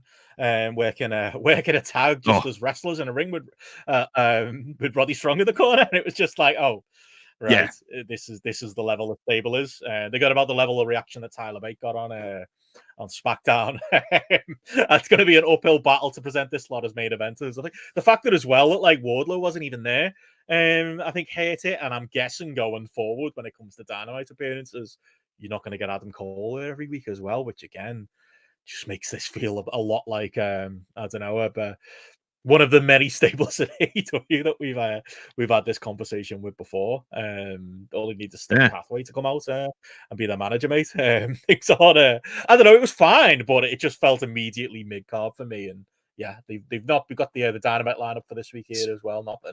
Nothing noted with those lads. I assume there's not going to be any further follow up. But Kingdom working ROH tag team title matches. Don't know if that's worth the squeeze. It's the first time those titles of, I think, was it like they haven't been defended for 5 months on like Ring of Honor as well. And the first time you do it on TV, where you don't do it on like a Ring of Honor taping even. Like for that, you do it on Collision on there as well against a team between is Brian Keith even is he signed I assume he signed a contract. He seems to be all over it. And yes, I get the idea he's a good wrestler. They have loads of good wrestlers. They didn't need another one, particularly a bloke who hasn't got the kind of look and isn't so exceptionally good that you need to kind of pull out all the stops to keep him. He's not, Brian Keitho Del Vikingo, is he? He's not doing like necessarily stuff that's fucking ridiculously incredible in there at the same time that you need to kind of keep him, and tagging him with Commander. And you know what? They nearly went to 10 minutes, and it was like, right, like fucking hell, that says a lot, really. It's like they almost had to struggle to beat them. You're thinking, yeah, this doesn't necessarily set them up as this like all conquering like team in this stable, are they? So yeah, it's the bit of the show that really is the problem. If you go through it, there's stuff on it, you think, okay, I like this, and I think this is a decent match. In terms of stuff of making it feel important and perhaps bringing on the fact that you've got this Undisputed Kingdom coming on to Collision as well, going, no, we're going to take over both. We're going to take over both of the shows. We're going to have Wardlow come out here. Stuff like that they could do, and they haven't done it. Like, if anything, it was the offshoot of it. So you had the backstage segment with Bullet Club Gold and the Acclaimed, didn't you? That's as close, but that's a subplot. It's not the main plot. And I think that's still the thing with Collision, and obviously with Rampage as well, is they're very much the shows where the subplots get moved onto. But the main plot, the driving force storylines are they're Dynamite exclusive. And I don't know if really that's what you shouldn't be doing that. You want this to feel like kind of outstanding, particularly on a week where you haven't got like a Bryan Danielson around the place as well. Although we did get Cope, mate. But, they get that.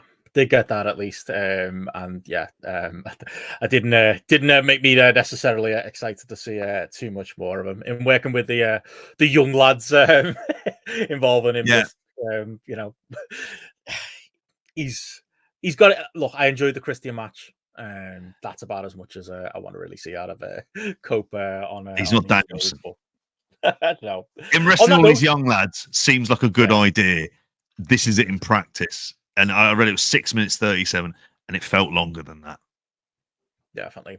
And well, yeah, on that note, while we're talking, Collision's place in the world, it did feel like a bit of a B show to me this week outside of the main event. And yeah, having a Cope squash didn't necessarily help things viewership wise as far as the week goes. Dynamite was 869,000. Collision was slightly down at 496,000. Rampage was slightly up at 382,000 as far as ratings go. But that isn't necessarily the full story, as Brandon Thurston has noted this week in Warner Brothers Discovery have got on their website in big letters. JP, we talked about the AEW and Warner Brothers Discovery relationship earlier, and a press release drumming up again the effect that AEW has had on Warner Brothers Discovery's averages and their ratings as a whole. Talking about solid year-over-year ratings growth. AEW gets mentioned along with NBA and the NHL in there as far as growing primetime ratings by 14%. Not the only time AEW is referenced in here. It's referenced quite a few times, to be honest, in bringing up the popular shows as far as Warner Brothers Discovery have got. It does say there, referring to them specifically as the popular AEW Dynamite, AEW Collision, and Rampage. Apparently, they reach nearly 4 million viewers each week across TNT and TBS. Was a quote that they had included there. They also talked about the averages across the shows, and that those averages pull up the overall viewership on TNT and TBS. And yeah, it's interesting to see them covered in lights there. Obviously, it is still a healthy relationship, as far as things stand, JP, and there is some positive to be taken from there. Brandon Thurston did say on Twitter he's not 100% sure where they pull those exact numbers from. It does sound a little bit like they're maybe fudging the stats. Just those 1 minute things, isn't it? Yeah, they're looking at like, well, across a minute, this many people watch any minute of AEW Dynamite in any given week. That's probably where that 4 million number comes from. But yeah, overall, they're doing well. They are, and the fact that they're mentioned in the press release, and it's like, what are the big selling? Like, I when I saw that, I was like thinking, okay, what do they consider to be their big kind of the things that they're really bigging up there? And you go, well, it's obviously NBA, NHL, and Adult Swim, which obviously I'm aware of, but I've never really watched any of it, if I'm honest, on there. And they're like, it's under that kind of sporting events. So it's that live unscripted content, which is key for television these days. Why? Because it's the only thing that advertisers will generally pay for. So the fact it's getting built up on there as well. Don't get me wrong, there's some other shite on here, like what was it, MILF Manor, Naked and Afraid, Last One Standing, in there as well. Like all various Summer Baking Championship, Chow House, and Barbie Dream House Challenge. But anyway, I digress. They wouldn't be mentioning this. They wouldn't be bigging it up if it wasn't a big deal. I also noticed they bigged up the fact they've got Big Bang Theory.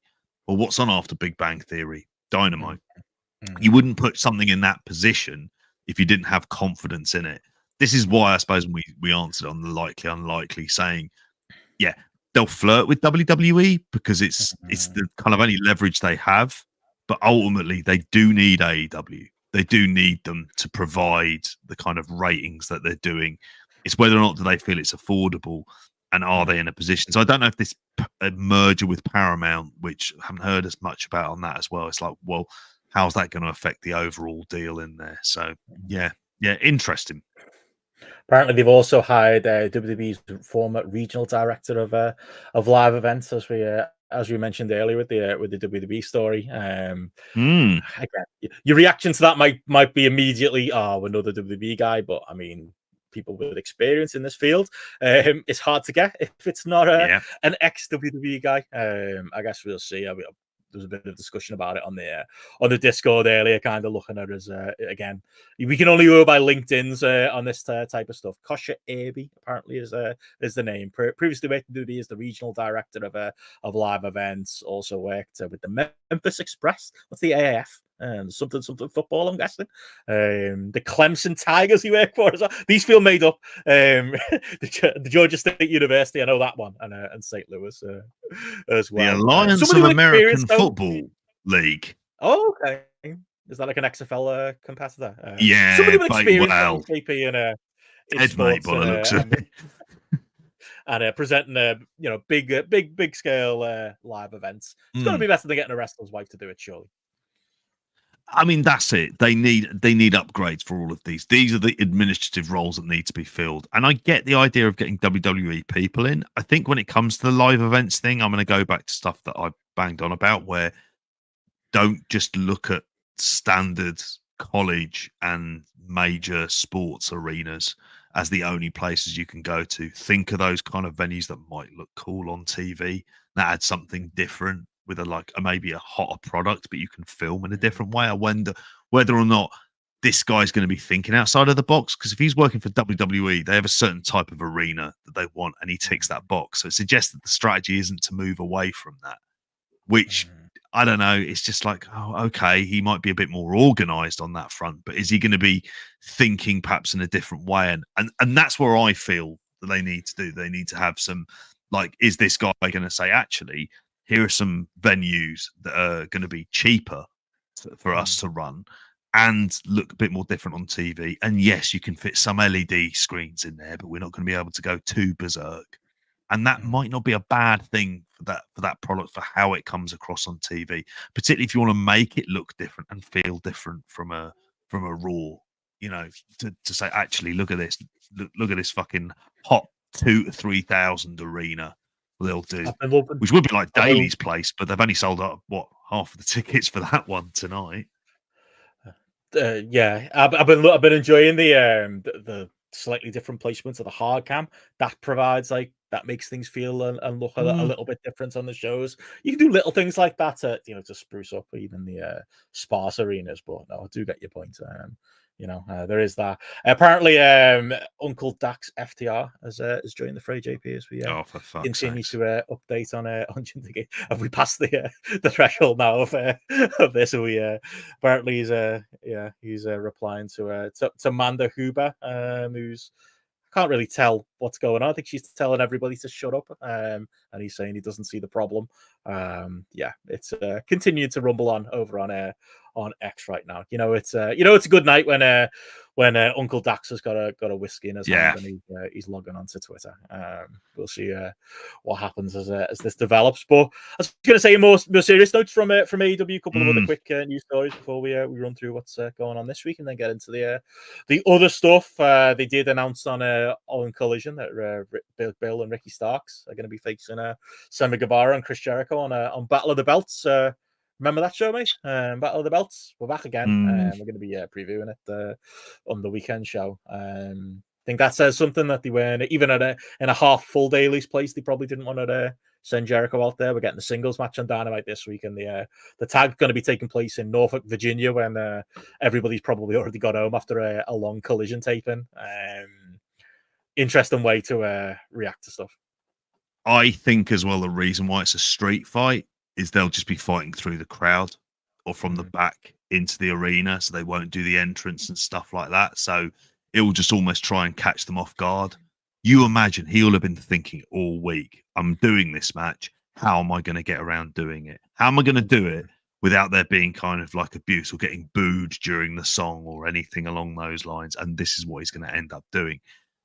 Again, it'll be, it's not like it's not a story that's been around for like the this week so as much, so it makes you wonder whether or not what is the reaction of the crowd going to be. Is this something that's going to persist? Well, we're going to find out, but like you say, it's going to be at the end of a Collision taping, so they are going to be kind of burnt out, aren't they? I mean, that's what I saw them. The fact they're doing the street fight feels like this is their way of trying to get around having a kind of a match in the ring where you're going to have, and they're the face team, and you're going to have heat segments. And if it's a street fight, they're not going to do that stupid pose in the ring and stuff like that.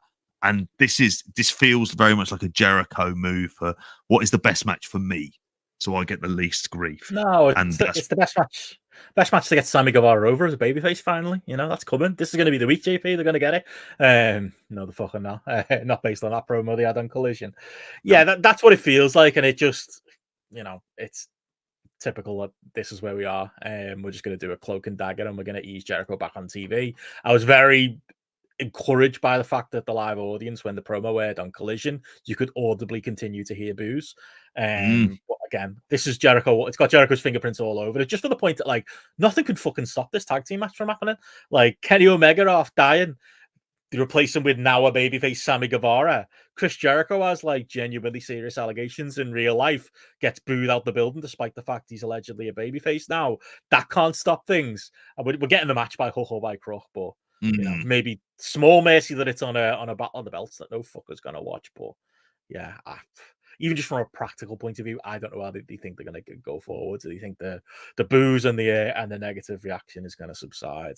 I don't know. But speaking of which, and speaking of moral wrestling promotions who wouldn't put a foot wrong, should catch up on New Japan since we last spotlight on Thursday, JP. And aren't you glad that we didn't wait for New Year's Dash to take place on Friday before we record the spotlight? We made that mistake in the years before, and all we really got out of New Year's Dash this week was an announcement of Matt Riddle that Hiroshi Tanahashi, who was the babyface president we were going on about on Thursday, and pretended he didn't know who this man was. It'd probably be good if he didn't know who this man was, because then he wouldn't be in fucking New Japan. But that was really the only newsworthy thing, wasn't it? Is there anything to even review from New Year's Dash? There's nothing really to say, is there? It was a show. It happened. There were multi-man tags. It's always cool. The Bryan surprise was nice. It was cool. He pretended he was on a flight back to America and then wheeled him out for the main event. And yeah, he got to work in Japan against a lot of Gaijin wrestlers. But seeing Bryan Danielson at a smaller scale venue is always fun. Looked like he was having a good time, but outside of that, wasn't really much going on Friday morning when I was watching this live. No, God, no, I gave up. It was just like a show that was on in the background at that point, because I felt like I'd been kind of burnt out by Wrestle Kingdom. So I was just like, there's nothing really happening here. Them getting Riddle, that's not a surprise. Like if you're expecting New Japan to have a kind of like deep moral stance about like which wrestlers they end up hiring. They really don't. Like, and they never really have. Like, this is not, I don't have the expectation that that'll be the case. I think the thing about it is in a pre-speaking out era when Matt Riddle was on the free market and we would see him all the time over in the UK, we were just like, he could be an absolute game changer for New Japan. And you think that he would be like this absolute superstar they could bring in and just think he's going to absolutely connect as long as he doesn't smoke weed over there as well, which is something that he has said, you know, he's not going to end up doing, and he won't do. Like, I think he gets locked up. Yeah, I mean, they're gonna push him. They're gonna push him as the face, and I think this is just the way they are going to view this, as regardless of allegations and behavior and the credible allegations like against him, they're going to hire him. They wanted to hire Marty Scurll. They had him appear at the TV and then had to edit out when they got some blowback for that. Like this, did it surprise me? No. Do I think they're going to be using him loads? Yeah. Like, this is someone that they're just going to view as like, well, he was a relatively push commodity on WWE TV. He's available. He can wrestle as long as, you know, doesn't cause us disgrace in Japan, which is really what they care about, isn't it? That's the thing that bothers them more than anything else. So him coming in, and I expect him to win that belt. Like, I expect that to just be the transition at this point, is he comes in and he beats Tanahashi and he's the TV champion and they just go with him. Having seen him on MLW, like, it does always feel like the bloom is really off the rose. Like, I didn't feel particularly excited. I don't see the value in him at this point. Like, I really don't. He is devalued at this stage, and he is someone who carries so much baggage with him as well, that this isn't going to be something that I think it'll work for them? No, because I just don't know if he works within wrestling particularly well. And is there going to come a stage where he does something stupid? It's quite a strong probability. Let's face it. Well, the only other thing we got out of New Japan, I suppose, this week was just fucking announcements. I don't even know where to start, JP. 400 million shows coming up this year in Chicago. Obviously, there's the New Beginning tour. There's obviously the new. Obviously, we've also got Ospreay's alleged final match. We've got Battle in the Valley, which is now Ospreay Okada. Where'd you start? Some of it promising, but very much looks like a promotion overall. I will pick and choose as far as the interesting stuff to watch this start of the year, JP. Yeah, I think this is the thing with New Japan and the New Beginnings tours and the rest of it. And looking through the lineups, it's just like, if you combine the three cards together, you can get like your kind of 4 or so interesting matches out of it. It's just that the way that I kind of looked at it with all of these announcements, it's like, okay, what are they going to be doing in the new year? Where are they going to be focusing upon there as well? Being able to have Zack Sabre Jr. and Bryan Danielson is something I'm looking forward to. I obviously really enjoyed the match they had at Forbidden Door. They wanted to do it in Japan. Danielson now feels like he is going to be getting a bit of a chance to kind of like wrestle in New Japan a bit more. It feels like we're going to see not loads of them. I think, it was a question that I didn't end up answering about him, whether or not he'll do a G1. And I think he will, because he's always wanted to do one. Yeah. And if this is part of the gimmick, he's doing one more kind of full year. I think he will do. And I think he'll work out a way to kind of work it, because that's the kind of brain that he has. But looking at these, there's bits of it where a lot of it feels like throwing shit up against the wall and seeing what sticks, if I'm going to be frank about it. Here's some rematches.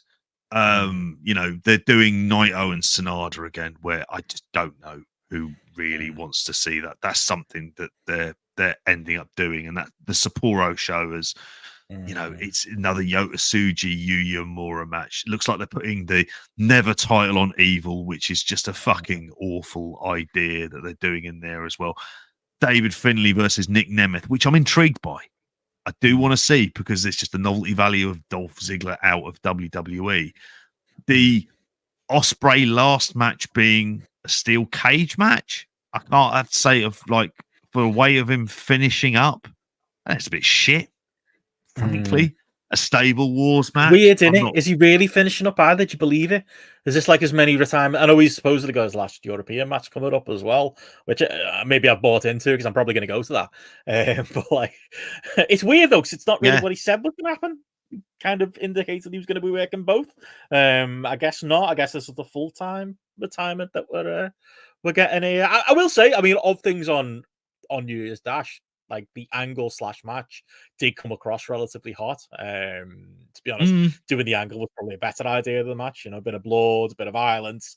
I was getting quite bored with the multi-man, to be honest. So this is better. If it's like a double cage and they do it like a war game style, it'd be something unique to Japan, wouldn't it? Yeah. It feels a little bit like, you know, when they just randomly have a ladder match, or when they randomly had Kenny and Kota and Cody in a 3-way, and it's just like, well, they don't do this in Japan, so let's see what happens. And then the Japanese audience kind of sit on their hands because they're like, what the fuck is this? I think a cage match might do better, but you know, if it's convoluted and it's war games, that maybe the war game style might be off-putting. But it's interesting. It's interesting. I mean, it's strange. It's on the same show as Zack Sabre Jr., Bryan Danielson, which feels like that should be the headline match. Like that'd be the match that you kind of want to go with. And instead, this is the headline match. So it's interesting from that perspective. And is it going to be, it's not going to be given the same amount of time as a War Games match, just because they've got a full card up to that stage. And I think for this kind of match, you have to kind of almost give it the guts of an hour, don't you, in order for it to work. I don't think they'll do it. And also you got the weird situation where 3 people on the Bullet Club side, their contracts are up, which actually I don't think is a story in and of itself. Like I put it down on the notes, but it's more the fact that everyone's fucking contracts up, because that's just the way that New Japan roll, isn't it? It's weird. And would I expect them all to re-sign? Yeah, I kind of would do. This would be. I will say we're getting a lot of noise this year, though, about it. You know what I mean? Like, we know that, and obviously, you know, goes back to, remember the famous weekend when Nakamura, the Bullet Club, AJ Styles, fucking everyone fucked off. And that was when it was a real headline thing. Oh, fuck, these January contracts probably aren't a good idea, lads. It's been relatively quiet since, and they've done slightly longer deals, haven't they? But, like, this year feels like, I don't know, maybe it's something to do with, you know, disgruntlements with the pay, because apparently the pay has not been great for New Japan this year. There's definitely been more news stories made out of it, you know, even down to like the Tamatonga one with him leaving, like Gabe Kidd leaving would be quite big for somebody they've invested a little bit in, you know, at the minute. You know, all of these little grumblings you kind of hear, and I think there's a reason why, and I think it's the wrestler telephone that's causing these to be news stories this year. I think so. I think it's, you know, Connors and Coughlin, think about how much they've invested in them in the LA, in the Lad Dojo. Like, there's a lot of time, and they will have lost everyone. They'll have lost Shibata. Fredericks is over as Eddie Thorpe in NXT, and then you lose them too. That tells you, and it's not, and they were good. We looked at them as like, okay, these are their hopes. These are their homegrown foreign guys who get how to work New Japan and are trained in a way that's going to make them credible. And Clark Connors is like, I would have thought at this stage, shit, he'd have a junior run. Like, we should be talking about him in like being a big deal in the junior division. You know, remember the way when he subbed at Forbidden Door, involved in that 4-way, and he looked outstanding. And what was his reward for it? Well, it's really not been anything. No, like, I mean, a junior tag run doesn't mean jack shit, but it's just like it'd be quite sad in a way. And you know, if you're NXT, if you're Triple H, and you're thinking you want to put some people on NXT who perhaps aren't primetime TV ready but can fucking wrestle, like, you go with them, wouldn't you? I'd bring in Coughlin and Connors, and I'd team them up with bloody Fredericks, and I'd have them as like their own little trios, just because they can work together. That would be like kind of common sense booking for me. And maybe, you know, it's an interesting kind of state of affairs with a lot of these, because you think there's people's contracts you would want to go, like Tamatonga is, I don't see how he's worth. Like he's done. I think they're losing. Ever do there? Yeah, I think he'll be losing that belt sometime soon. Like, he's Evil. Oh yeah, he's off. It's only the last month. Evil's winning it, which tells you which doesn't fill you with hope with where New Japan go in the future. Which is where I am with these cards. There's not anything on here that's so crazily different that you think, okay, this is an interesting new direction. It's not what I would have done, which is Naito's first challenger is Yota Tsuji or whoever. It's going back to Sanada. This is very much like, what do you do post WrestleMania? You do a series of rematches. It's that kind of lazy booking we used to see. WrestleMania Revenge Tour. Yeah, exactly. And I'm not particularly excited by it. There's nothing about it that, you know, I think when I see the young bloods in Rev Pro, then I'll be probably a bit more excited about what's necessarily going on there. But yeah, there'll be little bits of these shows that I'll pick and choose the 1-2 matches that I want to see from it, and the rest I'm happy to throw away. Oh, we'll have the full New Beginning preview on the weekend show this week for patrons. It's sneakily a decent little card, that one, I will say, out of these ones that are here. Shingo, John Moxley, how can that be bad? Eddie Kingston, Gabe Kidd, I'm sure that'll be good. Julia on the show against Trish Adora. You know, there's some quality there, as well as obviously Ospreay Okada on top. Feels a bit desperate. Feels like they're like, shit. Ticket sales aren't great. We need to sell a few. Let's just throw that on top, but it'll work, I think. And if Ospreay is on the way out from full time, then you're not really blowing a match either, are you, by doing it? No, not at all. I mean, I'm for Battle in the Valley, I should be more excited about that and looking like at the card for that as well. And Ospreay Okada, you think to yourself, okay, that should be great. I think the production side is always going to be the thing that lets me down, because that's how I feel about New Japan in the US. It's hard to get excited about what a good match is when they're not filmed in the way that you want. New Japan is always produced, and fucking Shingo Moxley on there as well. Jacob Fatu is on there. It looks like he's going to be going into that. Yeah, and MLW were all over their New Japan relationship in Coliseum and Tokyo Joshi Pro and everyone else they seem to work with as well. But it's a wacky as fuck kind of, like you say, the lineup for this is it's wacky as fuck. Yeah.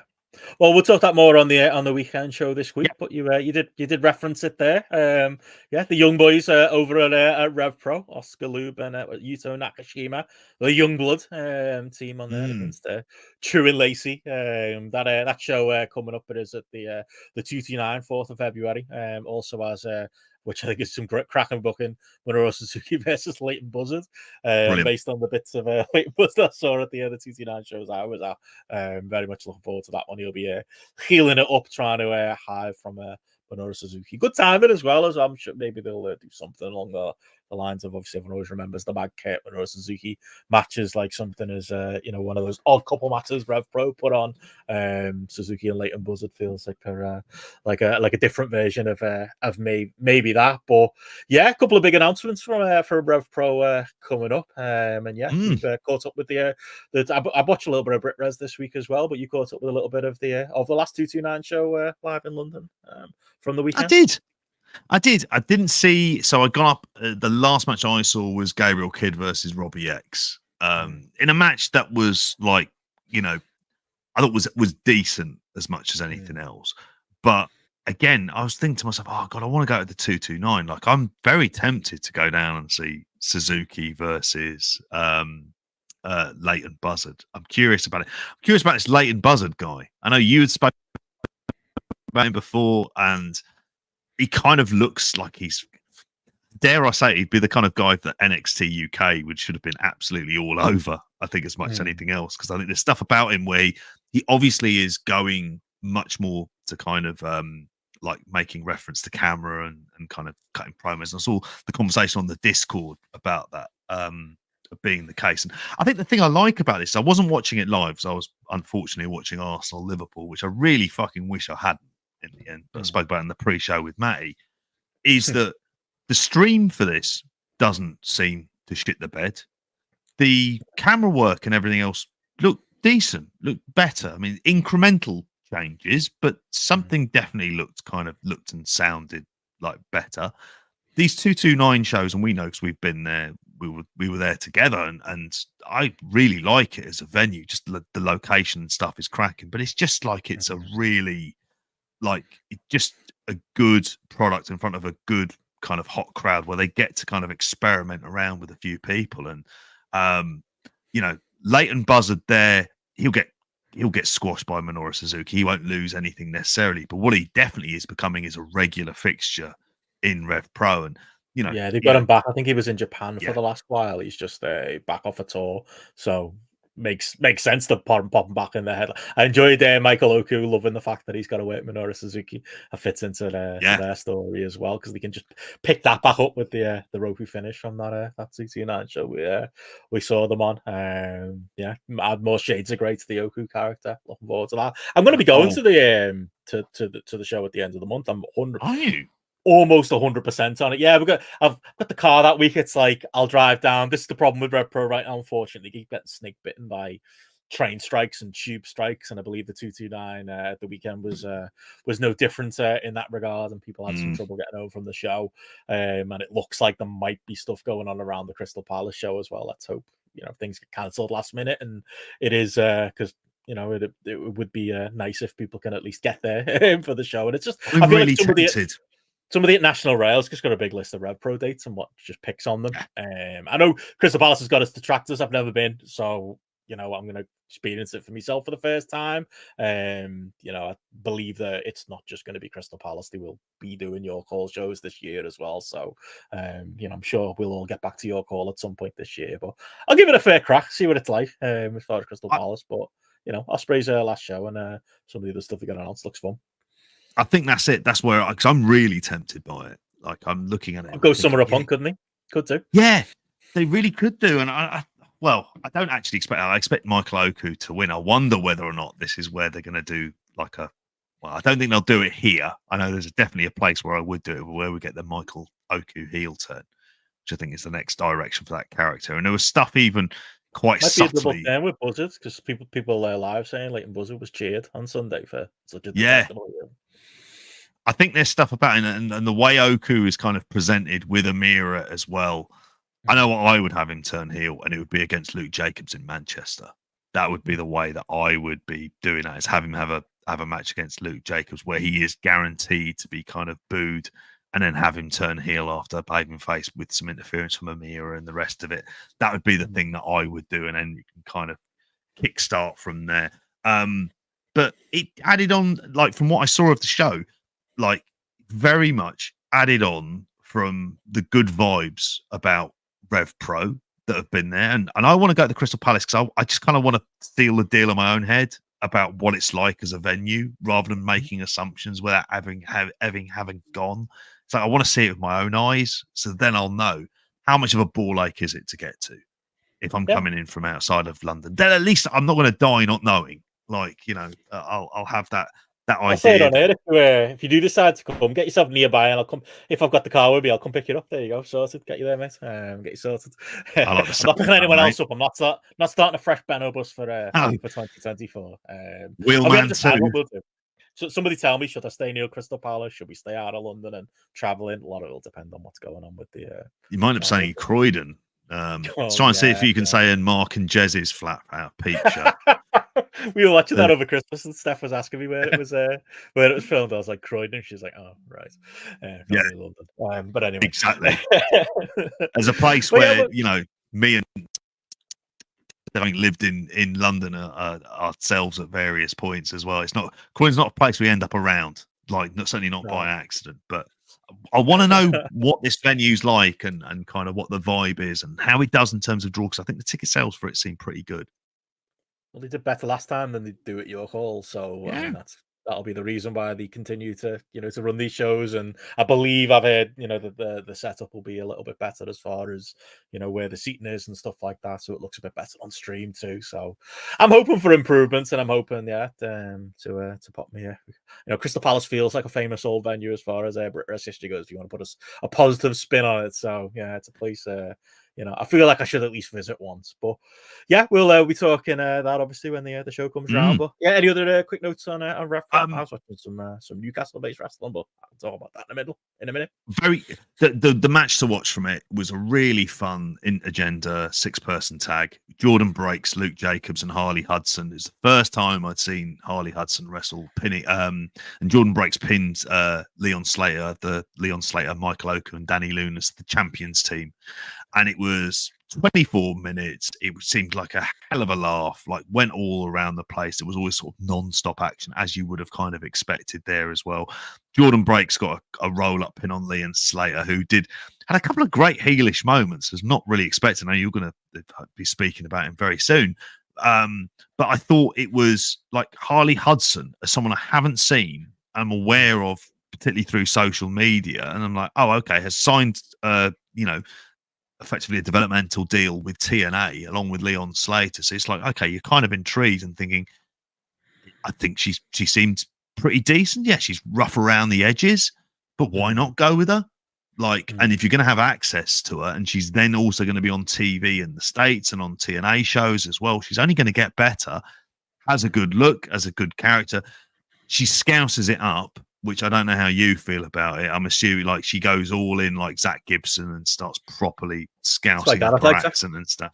Yeah, I think so as well. And she was like a hell of a lot of fun, and this match was like a hell of a lot of fun. Like I really enjoyed it. And it was like the match before the halftime interval. And I know you and saying there in the chat, and I've missed it because I didn't see the JJ Gale Callum Newman match, but Luke Jacobson heel sort of attacking JJ Gale or being like a heel at the end of the show, which is not something I would have expected here. But yeah, I liked it. I thought this was just like good booking, setting up what you want your kind of feuds to be. And you've got Oku probably being chased by Luke Jacobs and Ricky Knight Jr. into the mix, who had a match with Brett Semtex, which I'm not sure about the name. It did make me laugh. The gear is a no. You just had that on our show notes, Brett Semtex. I was wondering what that was. There was no other context, just Brett Semtex. I was like, let's go on. I've never heard of this bloke. I was like, who the fuck is Brett Semtex? I just think, like, I don't think he hasn't got a cage match profile. He said he was 17-0 in K1. And I was like, what, that fucking kickboxing promotion out in Asia?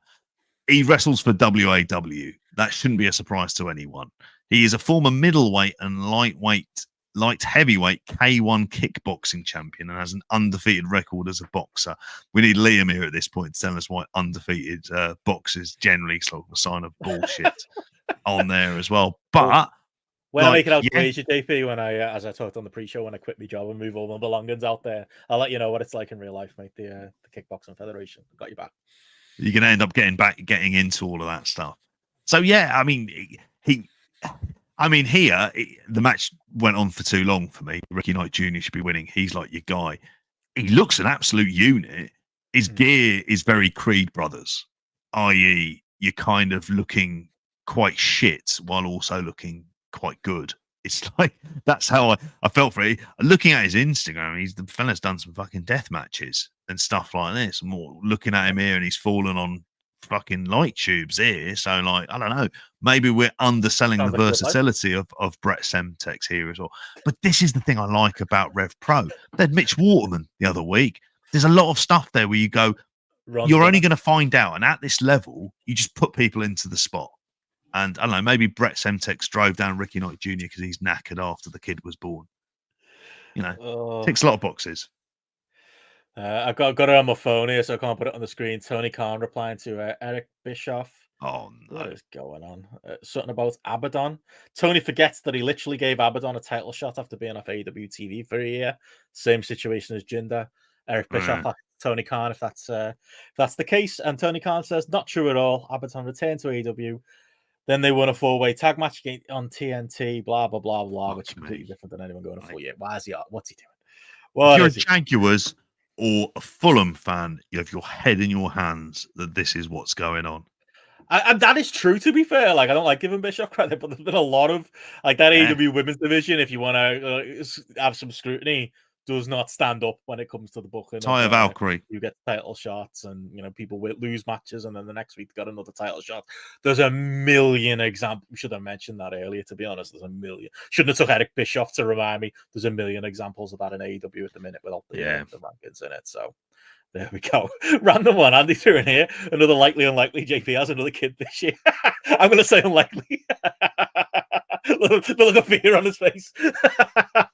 I don't know, mate. No, I don't rule. No. That's the thing with me. I'm like random. You think it's not working, but fair play, Andy. That's a hell of a question to chuck into the mix.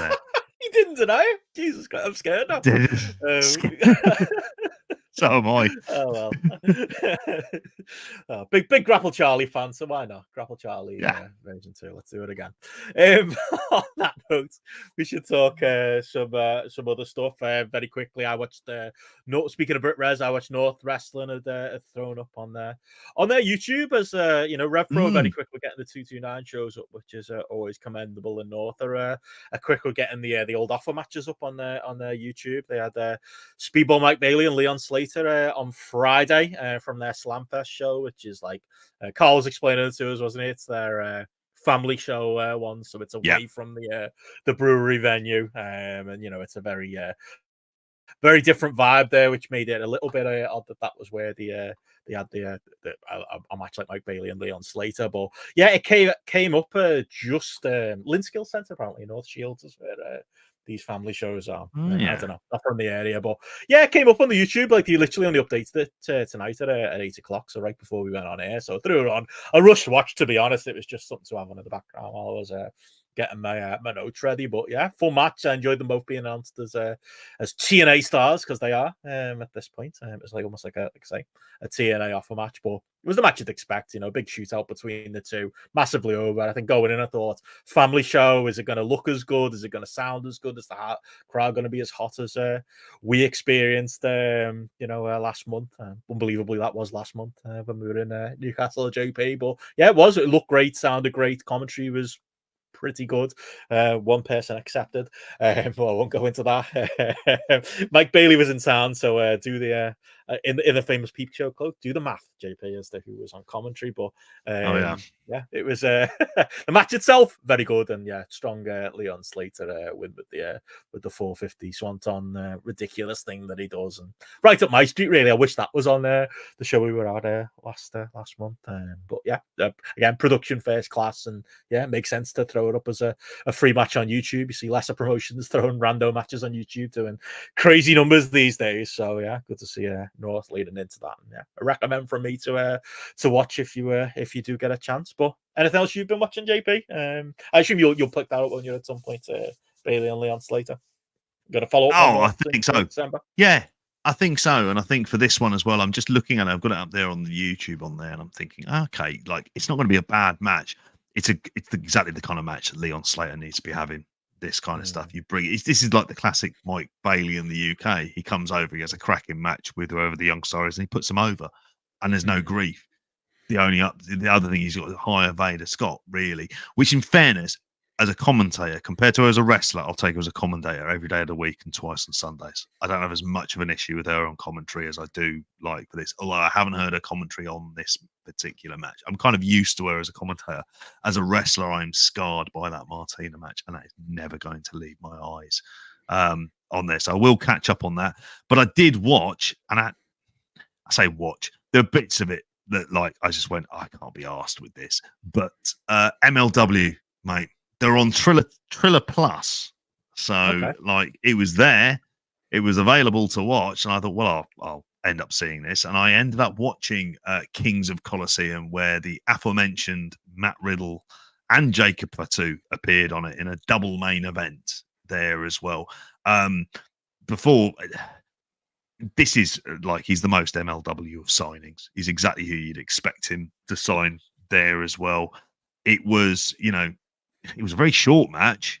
He had Matt Striker made an absolute dick of himself, as he always kind of does, by talking about the elephant in the room and how the court of public opinion would love to see Fatu slap the face out of Riddle's mouth. But the court of public opinion does not convict in there as well. We ended up apologizing when people started saying various things about him, which is always the way that it kind of works on here. And it was just like, why aren't you focusing on the match? The one area you'd want your commentator to go nowhere near was that. And lo and behold, that's what ended up happening. And that's what's going to happen if you end up hiring him. But yeah, he won. He choked up Fatu. Was it a special match? No, not really. I mean, I like Jacob Fatu. He's kind of limited, but I'm more fond of matches he had with Mads Kruger than I am anything else there. The other half of the main event was Alex Kane defeating Richard Holiday as part of the WTF stable. And I like Alex Kane because I like the presentation of him. He just comes out and there's a load of people chanting Boumaier. He's got like Mr. Thomas, who is a fucking unit. And then there's no other way to describe him there. Along with Faye Jackson as the kind of cheerleaders at ringside there as well. And even though he doesn't look the part, he's quite short, Alex Kane. And he does a lot of Taz imitations and loads of suplexes and he chokes people out. It kind of works for what it is, for what you want to do. If you're going to do that, and as MLW, you need to try with people who are completely untested, then great. And it says a lot for what they did with Richard Holiday, that they were able to get him into the kind of main event. And the fact that Richard Holiday's even able to wrestle, like after everything he's been through in terms of like being in remission from cancer, like it's kind of incredible. So, no, it's like, a nice story. But this is the thing about MLW. You watch these shows, there's not going to be matches that you're going to go, well, that's absolutely incredible. I need to see it. It kind of feels like what I'm watching GCW with more production values. And in some cases, that's really what it is. Kurt Bauer told Fox News, who apparently did a story on him for some reason this week, that all his talent is original, and all the other promotions look at him with envy of his great talent that's exclusive, and you can only see them on MLW, despite half his talent also appearing on GCW, which I think GCW pointed out. Right. Kurt Bauer. Yeah. Where's he pulled this from? He out of his arse, like he does with most of this stuff. I mean, it's so wacky because they've got this deal with like kind of New Japan. So it's Satoshi Kojima there as well, which actually using someone that they're going to be able to bring in and afford and use in kind of the way they want to use him. He's like their first champion. So it does kind of make sense for it as well. And I think, you know, they also had, was it like someone from Tokyo Joshi Pro? They got a deal with them because they had Hyper Misao in there, who has a superhero gimmick, and she was up against Janae Kai, who just does a kind of fake MMA gimmick as well. And it's like, okay, it's kind of fine, but you look at stuff on it. I was watching this and I was thinking, this is like, not only to the fact if you got loads of GCW wrestlers like the Second Gear crew, like a Ricky Shane Page, you've got characters like Love Doug, who is in love with Becca. Yep, and he was a blind. I know. That's his name. Love, Doug. He is obsessed with pop star / wrestler Becca. You know, the one with the 3 in her name. Yeah, like she's there. And then Brett Ryan Gosling attacked him, and he didn't know that was her boyfriend in here. Brett Ryan Gosling, which is not spelled Gosling, like as in Ryan Gosling. It's bullshit.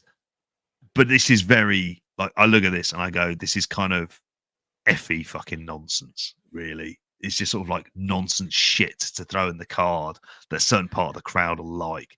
It lasted 3 minutes, thank Christ. So it wasn't as bad as like Rick Martel versus Jake Roberts at WrestleMania 7. Hi there. The next thing he announced is Mystico's coming in. And you're like, what?